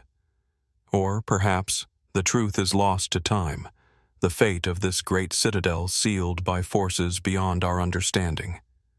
What remains buried beneath its walls is anyone's guess, but the story of Hasanlu is far from over. As we move forward from the enigmatic remains of Hasanlu, another ancient site beckons, one whose towering stone foundations have long captivated those who have ventured to the region. We are talking about the Alacahoyuk Stone Gate foundations, located in modern-day Turkey. Here, nestled among the rolling hills of central Anatolia, lie the remnants of a civilization whose significance continues to intrigue archaeologists, historians, and anyone with an interest in the lost civilizations of antiquity. The Alacahoyuk site is located on the central Anatolian plateau, not far from the city of Çorum, and it dates back to the early Bronze Age, around 2500 BC. The site's importance is rooted in its monumental structures, particularly the stone gate foundations that stand as silent witnesses to a civilization long since vanished. The most remarkable feature of the site is the massive stone gateway, which has led some to speculate about its symbolic and functional significance. Today, what remains is a half-finished monument, with its large stones scattered across the landscape like the bones of a long-dead beast. Upon arriving at the site, the first thing that strikes you is the sheer scale of the stones. These are no ordinary building materials. They are huge, irregular blocks of limestone, each weighing several tons, and yet they have been carefully arranged in a deliberate pattern. There is a sense of purpose in the way these stones have been placed, as though they were meant to tell a story that, even now, we struggle to understand. The gate itself is believed to have once served as the grand entrance to the royal citadel or temple complex that would have stood within the walls of Alacahoyuk. It was likely a symbol of power, a grand gesture to visitors and enemies alike, designed to assert control over the land. Yet there is something about the structure that is decidedly unusual. Unlike other ancient gates found throughout the region, the Alakahoyuk gate is built with large, meticulously cut stone blocks that resemble something closer to the craftsmanship seen in much later cultures. Could this indicate an influence from cultures that were more advanced? Or could it point to the fact that those who built it were more skilled than we currently understand? The Alakahoyuk stone gate foundations were originally part of a much larger fortification system, and their purpose is still widely debated. Some scholars argue that they were the entryway to a religious center, a place of spiritual importance where rituals and offerings were made. In fact, several ritual objects have been uncovered in the vicinity, including ceremonial axes and statues of gods, all suggesting that the site held significant cultural and religious value. Yet the location of the gate itself presents even more questions. It sits far from any natural water sources or fertile agricultural land, which raises a fundamental question. Why would the builders choose to place their grand entrance here, on land that may have been difficult to cultivate or defend? This raises further speculation about the gate's potential symbolic role rather than its purely practical one. Could the gate have served as a ritualistic threshold, marking the transition from the mundane world to the sacred? Was it meant to protect something far more valuable than material goods? Perhaps the spirits of the deceased, or the favor of the gods? The Alakahoyuk site is also famous for the discovery of what are known as the Alakahoyuk sphinxes, stone carvings of creatures that blend human and animal characteristics. These enigmatic carvings are thought to represent deities or perhaps protectors of the sacred space, and they underscore the importance of mythology and religion in the culture that once thrived here. The sphinxes themselves are striking, with their lion-like bodies and human faces staring into the distance, as if watching over the land. The idea that the gates were perhaps not just a physical barrier, but also a metaphysical one, is hard to ignore when considering the role these carvings may have played. But if the gates and statues were so important, why was the Alakahoyuk stone gate never completed? Archaeological evidence shows that construction at the site was abruptly halted, and the grand gateway was left in a partially built state, as though the builders had been interrupted before their work could be finished. Was this due to a sudden catastrophe, an invasion, or the collapse of the civilization that once inhabited this area? The Alakahoyuk site was abandoned at some point, and though its initial construction may have been grand, there is little trace of continued occupation after the Mid-Bronze Age. Some theories suggest that the mysterious halt in construction may have been caused by a cataclysmic event. Evidence from other regions indicates that the Bronze Age was marked by a period of social unrest and environmental stress. Could it be that Alakahoyuk fell victim to a larger regional collapse, with the people scattering or migrating elsewhere? The gates, left unfinished, may be a symbol of that loss, an enduring reminder of a society that once held great ambition, but ultimately could not protect itself from the forces of history. But there are also those who speculate that the gates were never meant to be finished. Perhaps they were designed in such a way that their incompleteness was part of their ritual significance. In many ancient cultures, structures or objects that were incomplete were thought to hold special power. Could it be that the gates, as they stand now, were intentionally left in this unfinished state, imbued with an otherworldly significance that we simply cannot fully comprehend? What is perhaps most intriguing about Alakahoyuk is how its stone gate foundations serve as a portal to an unknown past. The mysteries surrounding the site, a civilization lost to time, a monumental structure that was left incomplete, and a series of strange carvings, continue to spark curiosity and speculation. With each new discovery, the story of Alakahoyuk deepens. Yet still, the truth about who built this place, why they built it, and what they hope to achieve remains just out of reach. As we stand before the Alakahoyuk stone gate foundations, there is an almost palpable sense of something hidden just beyond our understanding. Perhaps one day, New discoveries will shed light on the final secrets of this ancient site. Until then, we are left to ponder. What was the purpose of these massive stone gates? Why were they left unfinished, and what role did this site play in the larger world of the Bronze Age? These questions, like the stones themselves, endure, silent and unyielding, waiting for us to uncover their answers. As we leave behind the enigmatic stone structures of Alacahoyuk and continue our journey into the depths of ancient mysteries, we now find ourselves in the English countryside, where another relic of the distant past stands resolutely against the backdrop of time. Welcome to Arbor Low Henge, a site as serene as it is perplexing, and one that has both fascinated and baffled archaeologists for centuries. Arbor Low Henge is located in the Peak District, within the county of Derbyshire, England. On the surface, it may appear to be little more than a collection of weathered stone slabs scattered across an undulating hillside, but upon closer inspection, it reveals itself as something far more significant. The site, often referred to as the Stonehenge of the North, is an ancient Neolithic monument dating back to around 2000 BC. It consists of a circular arrangement of large stones, with a central mound at its heart, and is enclosed by a ditch and bank. Though much smaller in scale than its more famous counterpart in Wiltshire, the atmosphere at Arbor Low feels no less mysterious. What draws the eye immediately is the stone circle itself, a sequence of stones that, though now eroded and weathered by time, still manage to convey a sense of purpose. Each stone, though irregular in shape, was placed with a deliberate intent, forming a rough circle, approximately 30 meters in diameter.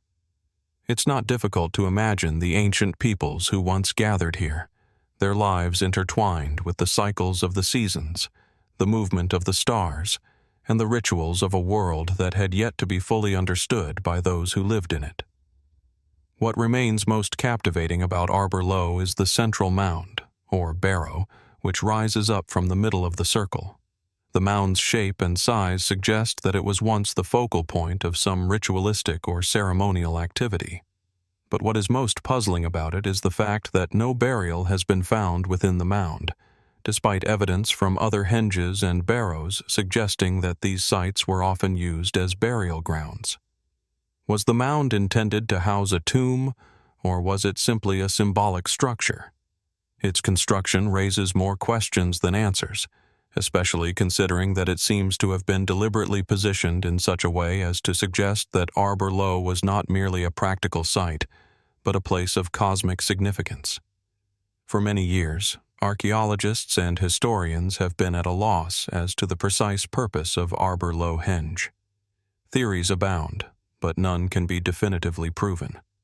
Some suggest that the site was used for astronomical observations, with its stones carefully positioned to align with the movements of the sun, moon, and stars, much like Stonehenge itself. The central mound, for example, might have acted as a viewpoint, offering the perfect vantage for the observation of the solstices or the lunar calendar. Such astronomical alignments are certainly plausible, as the ancient people of this region were known to have had a sophisticated understanding of the celestial bodies. But the mystery deepens when you consider that other, more spiritual interpretations are just as compelling. Could Arbor Low have served as a ritual site, a sacred space used for ceremonies related to the earth and its natural cycles? The very layout of the site suggests that it may have been designed with the idea of connection in mind. The stones encircle the central mound as though they were drawing attention to the earth's center, a symbolic heart of the world, a place where the living and the spiritual might meet. Some have even speculated that the circle was not just for rituals, but also for gatherings or communal events, serving as a gathering point for entire communities. Others have suggested that Arbor Low may have held shamanic significance, perhaps used by local spiritual leaders who held dominion over the sacred rites of life, death, and rebirth. These ancient rites could have been tied to the natural world, with the standing stones representing the spirits of nature or ancestral deities. In this light, the central mound may have acted as an altar or a place for offerings, a spot where rituals to appease these spirits could have taken place.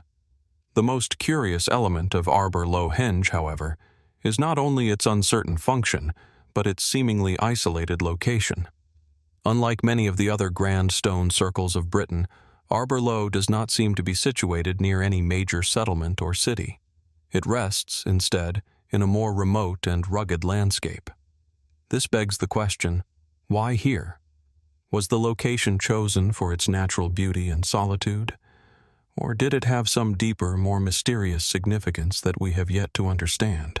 Moreover, the lack of a clear archaeological record at the site only deepens the mystery. There have been no significant discoveries of human remains, no treasure to be unearthed, and no clear signs of what the people who built the henge may have left behind. This absence of direct evidence adds to the notion that Arbor Low was not merely a utilitarian structure, but something far more spiritual in nature. Its abstract design and remote placement suggest a ritualistic dimension that we may never fully grasp. Was it a site dedicated to some forgotten deity, or perhaps a temple to the forces of nature? Were the builders simply following traditions passed down over generations, or did they possess a more esoteric knowledge of the world beyond? Then, there is the question of the henge's timing. Why was it constructed around 2000 BC, during a period when other major ceremonial sites were also being built across the British Isles? What does this timing suggest about the spread of ideas or cultural practices throughout prehistoric Europe? Could there have been a larger network of similar sites, each one holding its own secret? The idea that Arbor Low might be part of a wider cultural movement, a web of sacred places connected across the land, raises fascinating possibilities. Despite the centuries of study, Arbor Low Henge remains an enigma, its true purpose just out of reach. Some believe that future excavations may reveal more about the lives and beliefs of those who constructed it. Others hold that the site's meaning may never be fully understood, hidden as it is within the veils of time and history. The lack of clear answers only adds to the mystique of the place, encouraging those who visit to look upon it not only as a monument to the past, but as a symbol of the unknown. Standing among the stones of Arbor Low, one cannot help but feel a sense of quiet reverence. The henge seems to hum with an energy that transcends time, its silence speaking louder than any history book. Perhaps it is not meant to be fully understood, but rather to serve as a reminder of the questions that remain, of the mysteries that still linger in the shadows of human history. And as we continue our journey through the many strange and unexplained sites scattered across the world, we must ask ourselves, what ancient truths still lie hidden within the stones of Arbor Low, waiting to be revealed? And what knowledge have we, perhaps, lost over time?